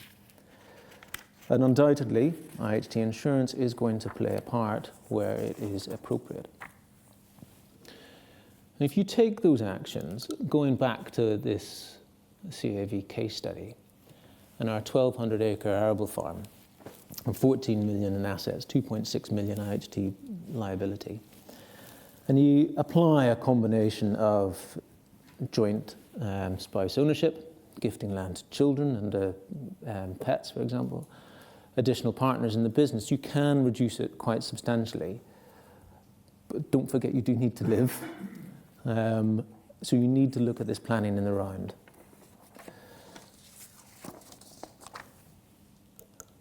And what are the next steps? What do you want to do from January 2025? I'm going to reinforce Sean's closing slides. Don't panic. There is time to plan, but plan you must. Start by getting a handle on the values of all of your business assets, clarify who owns what, and ultimately what do you want to achieve. Don't be led by tax. We'll figure that one out next. Assess some of the practical issues of your plan. So, is the land potentially mortgaged that you want to transfer? Do you need to revise your wills so they're properly aligned? Does the farm need to continue under a lease of gifted land? If you do gift land, make sure you're structured in a way to avoid any sort of reservation of benefit and undo all of that planning. And make sure that you account for your own ongoing living costs. Fundamentally, though, this will lead to early discussions within families and planning for the future, which must be a good thing. And we're here to help. Thank you.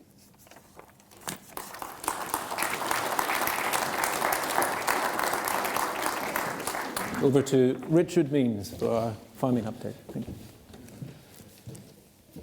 you. Michael, thank you very much. For those of you who don't know me, I'm Richard Means, one of the joint managing partners of Ceres Rural, the less famous joint managing partner, for those of you who know who my other one is. And as well as doing everything Ceres and Ceres Rural, I also happen to farm a couple of acres up in West Norfolk on the edge of the Fens, which does allow me to have quite a understanding and a high level of empathy that all of us in the farming sector are going through at the moment. So what I want to go through this morning is just to give a bit of an overview and an update on farming at the moment. And we've had a lot of focus on Reeves's budget and everything that's come off that. And I'd like to consider what we might do from that.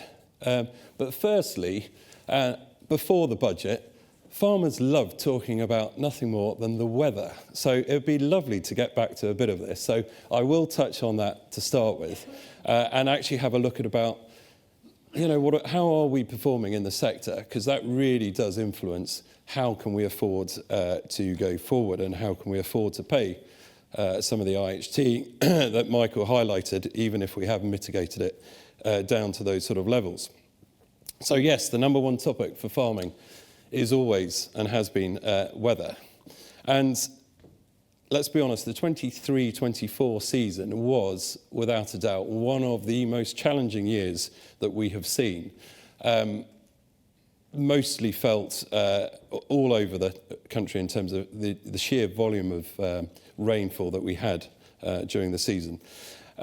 This chart up here is a snapshot from September 2024, only really to highlight, and if I find the clicker, yeah, that there is a very horrible splodge of massively excessive rainfall, fortunately falling on the Cotswolds and our dear friends over in Oxfordshire, and actually in East Anglia we have got away with it bizarrely, quite lightly in comparison, but it's been horrific. And this volatility in weather is just another thing that we have to manage and have to try and get our heads around and plan for as best we can in the farming sector. Now, fortunately, there are a few positives that are available from DEFRA and the RPA, one of which is some of the grants, including the Farming and Equipment Transformation Fund, where we can get grants towards drills to help us out in crop establishment. And this is something we've been doing with a lot of our clients over the last year or two. Very quickly on this graph, this shows you in the right-hand side on the dark columns the actual amount of rainfall received versus the, say, 30-year average in the green on the left-hand side. As you can see, massively in excess all the way through the growing season, the only highlight being actually August. So when it came to harvest and bringing in the crops, fortunately, it was a dry year and we didn't have to spend an excessive amount on drying and conditioning the crops since. Now, other than the weather, the other favourite topic for farming is obviously yields. And how did that impact on the yields and therefore the potential profitability of the sector, especially in the east? So as you can see, on this chart, this is taken from the benchmarking that we do at Ceres. We've now got over 100,000 hectares of land from our clients going into this data set and analysis. So it comes from a good level and a good background. And what is interesting to see from the wheat primary driver, but also spring wheat, spring barley, winter barley, is that there was a drop-off in 2024 on that right-hand side.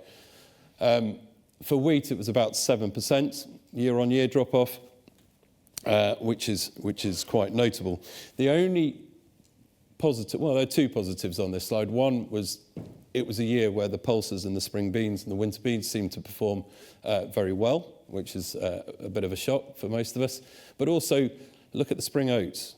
And I think as a group, we have seen a significant change in rotation, where we're seeing more and more spring oats coming into the rotation to form part of the farming outlook.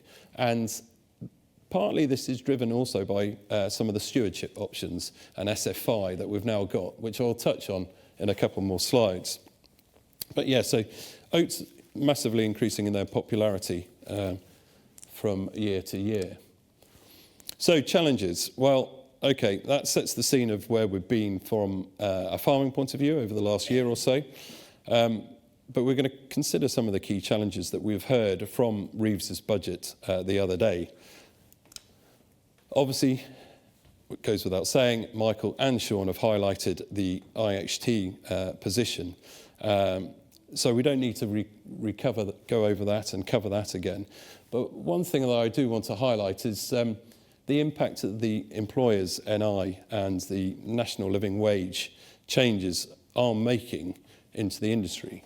Yes, industries such as hospitality, etc., are going to feel very hard done by this.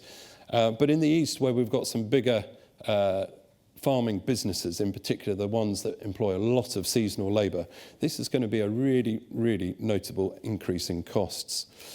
And the national living wage is going to go up 6.7% in April 25 to £12.21. And just to frame that in the context of previous years, last year 9.8% up to 11.44, the year before 9.7%, the year before that 6.6%. So in the last 4 years alone, that has gone up 37%, which is quite an eye-watering inflationary figure. Yes, for smaller businesses, as Sean pointed out, we've got an increased threshold to 10,500, which will definitely help, without a doubt. And then also, from the budget, which probably hasn't been given as much press coverage and column inches that the other two have, carbon tax, and I'll come back onto that, and also the de-linked BPS being capped at 7,200. But taking Michael's case study farm here, yes, we've seen the potential impact, but I think what is also crucial to highlight, it isn't just the land value, is it? It's the buildings, it's the working capital and the machinery. At home last year, I rashly decided to change and invest in a new combine. That's £600,000. You add on to it the sprayer, which is another 400,000. So that is the £1 million relief already utilised with just 2 machines, not including any of the working capital or any of the other machinery. And I think that is quite an item that gets overlooked quite regularly, and it seems to be regularly overlooked by the politicians who just talk about the land assets and nothing more, but they don't understand how much working capital goes into farming businesses. So with stock, machinery and working capital. Sean highlighted that we've got the ability to pay back IHT over a 10-year period. But I believe that you do that, there will be an interest charge that's attached to that. And I also believe that that interest charge will not be tax deductible. So when you consider that, you think, okay, if that's the case, maybe it's better, therefore, to go to the bank and borrow the money. And if you, instead of doing it over 10 years, you went to the bank and borrowed the money over, say, 20, 25 years, you can, that's another way of reducing that impact of that £240 per acre per year. And doing the rough sums, I calculated that you could reduce that to a more manageable £90 an acre if you were doing it over 25 years. But of course, that's still many, many years and a generation of investing, or not investing, paying money back to the Treasury for the inheritance tax. But bear this all in mind on the backdrop of UK agriculture and the profitability. And these are widely accepted and easily to access statistics. You know, the drop in performance from 2021 through to 23-24, £161 an acre to £51 an acre. You know, there is not much fat left in there to pay for any of these other costs on inheritance.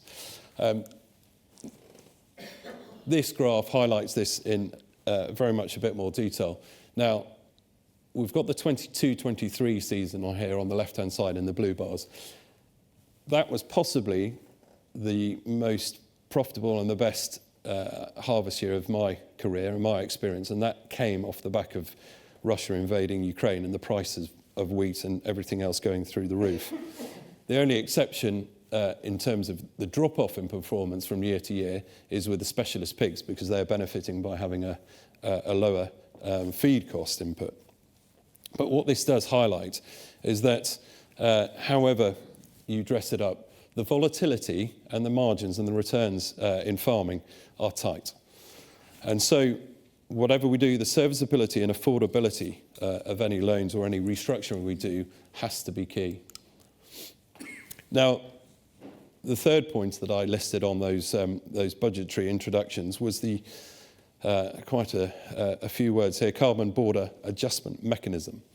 And whilst my focus is primarily on the fertiliser side of things, this will impact lots of other businesses and industries. And the concept from the 1st of January 2027 will be a tax for products that are sort of got greenhouse gas emissions attached to them.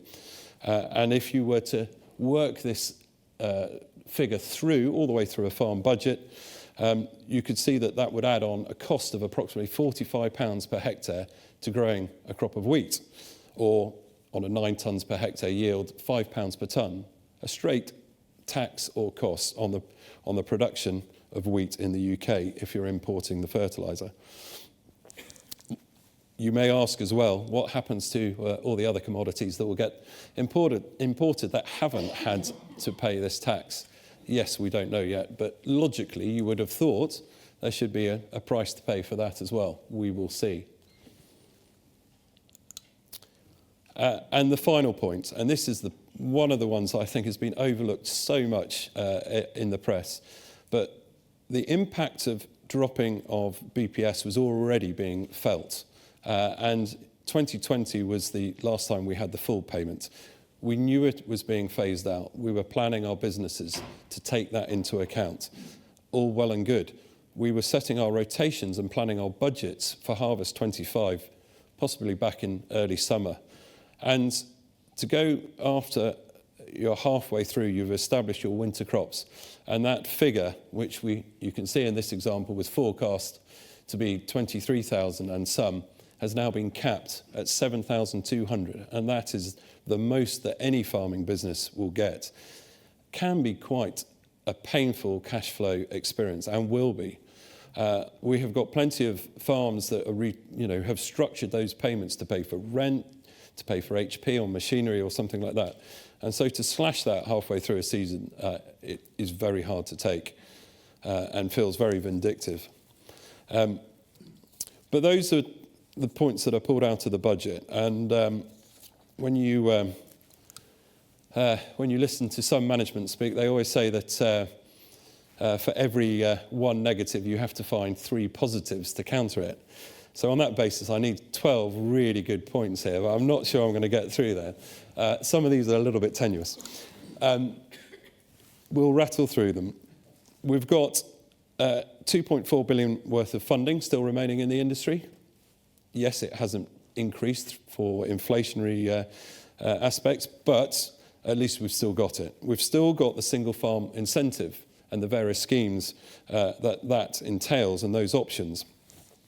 The capital grants for the team here that I work with have got an unbelievable knack of extricating capital grants out of the system for the benefit of farmers. So I very much would encourage everyone to have a look at that. And there is more options due to come through and be announced in January next year, we hope. The CSSFI land options, as Michael highlighted, does qualify for APR, so that's a bonus. And we're expecting a new round of productivity grants to come early in the new year as well. So the message here is we need to be proactive. The passive receipt of BPS over all of those years that we've experienced is clearly no longer. And if we want to get any of the money back from DEFRA into our farming budgets and into our businesses, we really need to be proactive with it. I'm not going to go into this slide in too much detail because this was something that my colleagues in the Cotswolds put in, because this is how they farm in the Cotswolds, with a huge amount of cover crops, environmental stewardship and everything else. But what I think this does highlight is what's the art of the possible. What can you actually get out of embracing all of these schemes? And this is one that actually George Badger pulled together. And I think it's fascinating to see that if you are practicing regen farming, direct drilling, and like to change your cropping approach to having a wheat fallow, wheat and then spring oats, you can get a payment on average across the whole farm of £418 per hectare from doing this. Cropping 75%, bear in mind, of the farmed area. I think that's sort of looking outside the box to see how you can maximise the returns. For some farms and some soil types, yes, that's relevant. Me personally at home, no, I can do other things and grow potatoes. But that will be a very valuable bit of insight for some businesses, and I am sure we will see it. We will have clients who ask us to go down this route, without a doubt. The other thing I would like to highlight, just before I finish up, is whatever the Reeves budget has done to increase, well, our blood pressure and everything else, let's not lose sight of good business ideas and opportunities, and the ones that make the difference. And improving the return on investment across our businesses and all rural businesses will be a very key way that we need to survive a Labour government. And going forward, it continues to reinforce what is good business sense. And we need to do this if we're not going to be facing, looking down the barrel of the gun at selling off some of the family silver at the passing of each generation. So return on investment for other opportunities on rural farms, clearly still very important. And unashamedly, I'm going to finish with a final plug. This plug is for the Future Farm Resilience Fund, something that we at Ceres have been very heavily and actively involved with. It gives us an opportunity to go out on farms. It's free to all farmers, and after what we've heard from the Reeves budget and everything else going on at the moment, if anyone in here has not taken us up on this opportunity, or indeed if you know someone who hasn't, please do point them in our direction, because this scheme runs till February 25. So we've only got a few months left. It's free to the farmer, and if it does nothing else but starts that talking process or getting around the kitchen table to discuss succession, as we heard from Michael, then that will be a very good thing. But most importantly, let's keep our chin up. You know, we can get through this, and with good advice and good careful planning, we will do. We're very resilient. Thank you very much.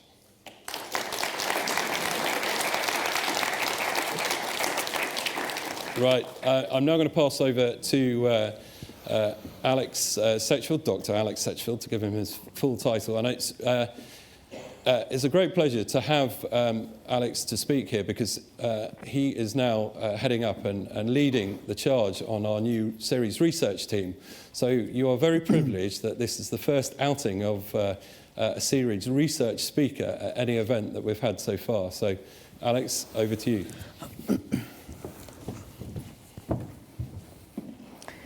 Thank you very much, Richard, for that introduction, and it's a pleasure to be here today. Usually when you give the final speaker the talk of the day, it's a good opportunity to reflect on all those that have gone before.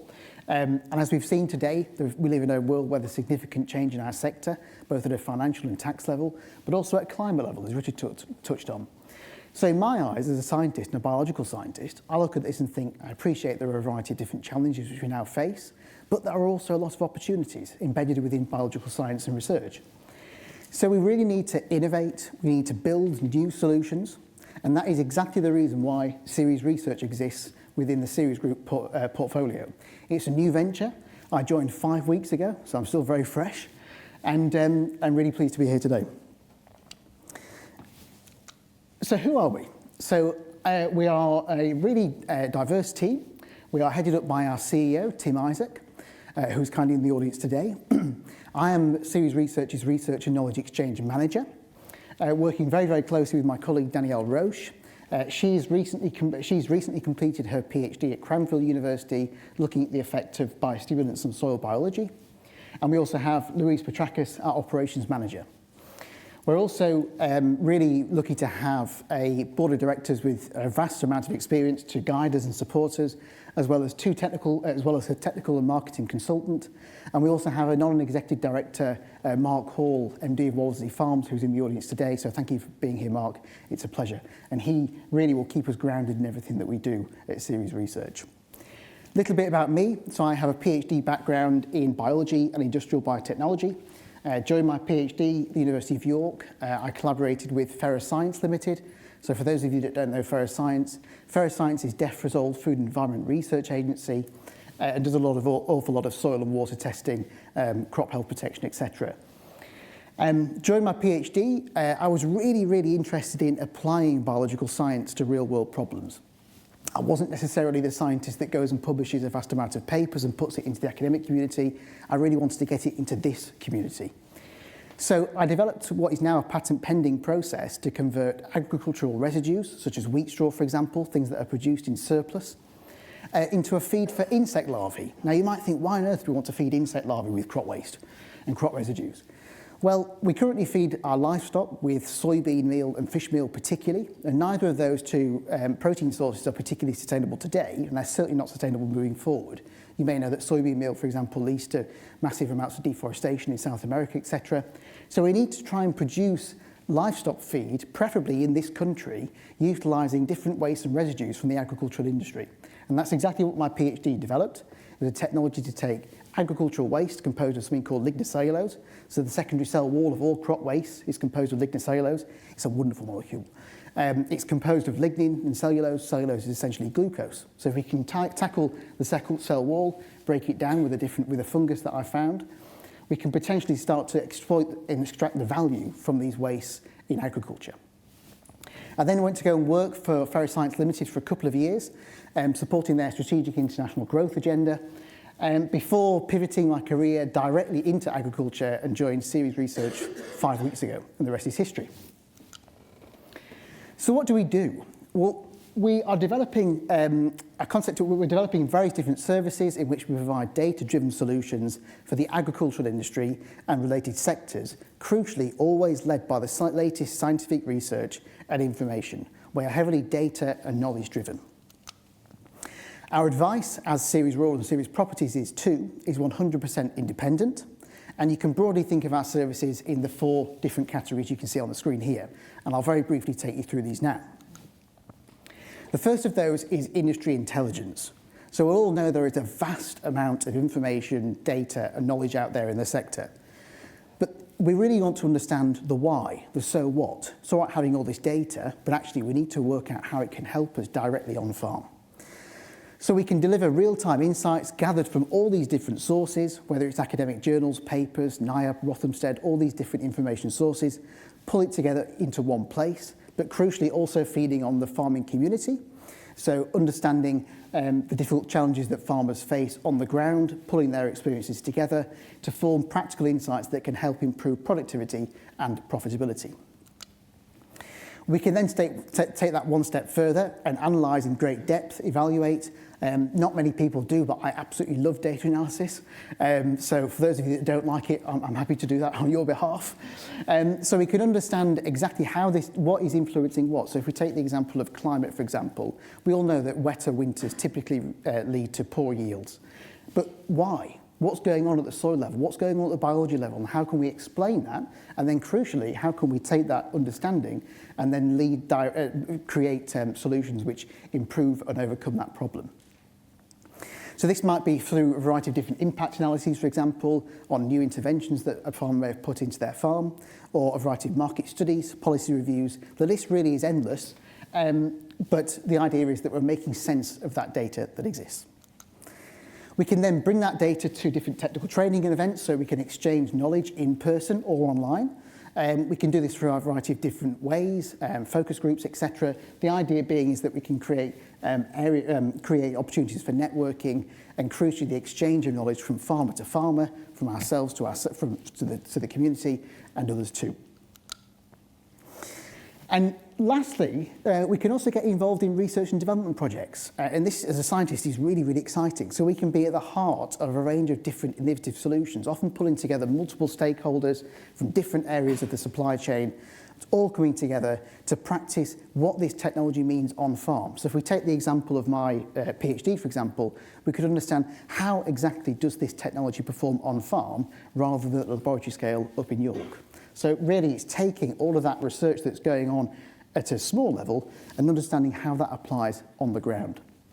And as a really exciting example of what we're doing currently, we're actually already developing some early partnerships with Ferroscience Limited, so the company I used to work for and did my PhD with, to develop a circular economy practice that links poultry farming with arable farming.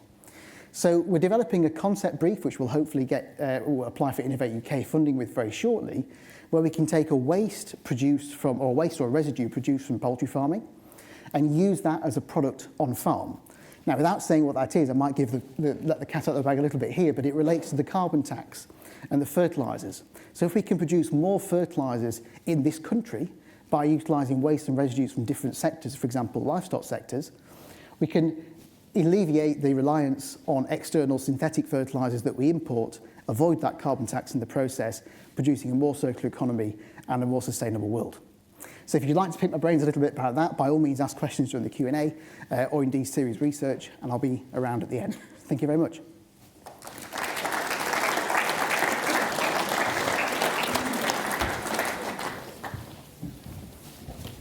I'm very conscious of time, but we have got a couple of minutes for Q&A.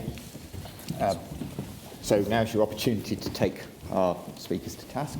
Has anybody got any questions? Here. On the valuation of assets, farm assets, are we assuming leased assets don't form part of the valuation equation at the end of the day? In terms of machinery? Yes, very good question. And actually, just last week I ran into the chap who runs John Deere in the UK, and we were having exactly that debate about what structures can we put in place which would help. And I think that if we could have an arrangement where instead of having the asset on our balance sheet, we do a lease hire arrangement, which at the end of the period, might be 5 years, 7 years, then converts into ownership. It might be a much more attractive way for those of us in the farming industry to buy big bits of kit.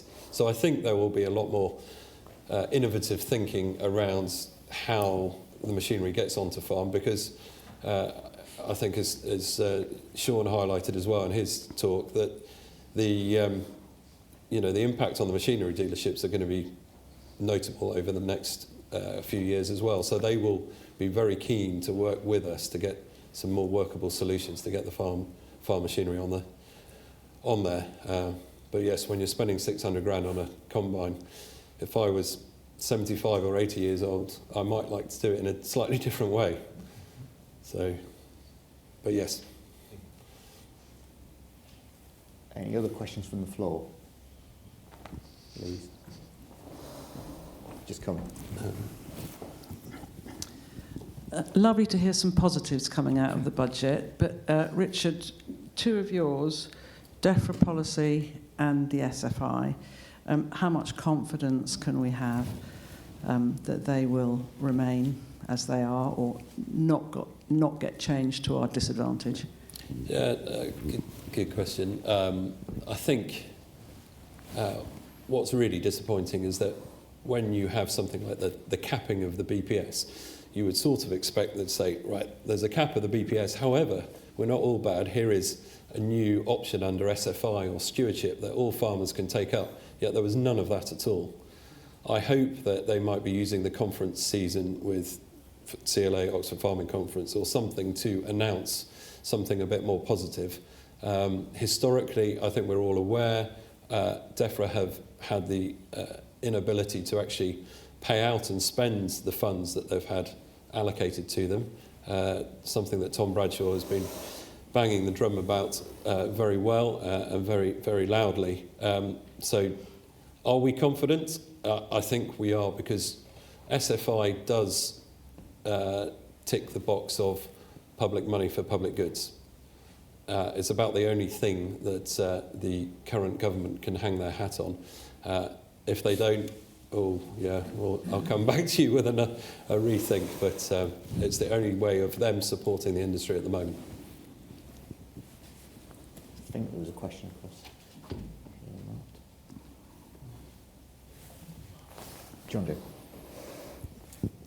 Next week, there's a few countryside marches going on. Who is going to be the expert, sort of leading the charge? You look at the CCLA. Who are the bodies? Who is Ceres supporting in trying to give that guidance and professional advice on the ground, and who should we be supporting on that day and trying to direct the kind of information that you've told us today? Do you want to go for that one, Michael, and then I'll chip in? After I've composed my thoughts. That's a tricky question, because I'm not sure there's a right answer. I mean, we are independent property advisors, so our advice will be tailored around what is available, notwithstanding our sympathy with our fundamental client base. The CAV presenting a very good case, the CLA are presenting a very good case, the NFU, I'm sure. Well, it's industry-wide. Everybody who has our voice is preparing to march. And we have every sympathy, and we're fully behind that. I can't really give you, Richard will have probably more direct thoughts as a... Everyone is on the same page and behind. I think in terms of who's going to turn up on the 19th, interestingly, over the last few days, the various farm meetings I've had, there is a huge wave of support about doing something. Definitely at home, I've said to my guys, look, if you want to jump on the train at Down Market and get down to London on the Tuesday, then I'll pay for the tickets, have the day, 100%. if possible, I will definitely be there as well.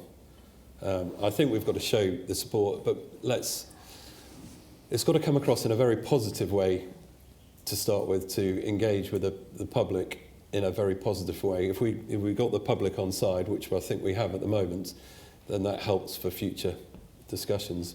But in terms of the support from the CLA, NFU, CAAV, all of the other bodies, everyone's coming from the same place. So, you know, we're definitely supporting all of them, John Joe. Any other questions from the floor? Pete. Alex, in terms of that was fascinating what you were talking about, the search slides, but how do we get that? How do we obtain that information? How do we sign up to that? That is very much the process we're currently undergoing. So, yeah, at the moment we're looking at a variety of different information sources that Ceres Rural and Property currently draw on. There are a variety of different journals, some are better than others that are out there. So the first process is just very much collating a list of all those sources that Danielle and I can both go through on a routine basis. First of all, in serving the need within Ceres Rural for that information, and then later bringing that out to clients through Ceres Research. So it's a kind of watch this space answer, I would say there, Peter.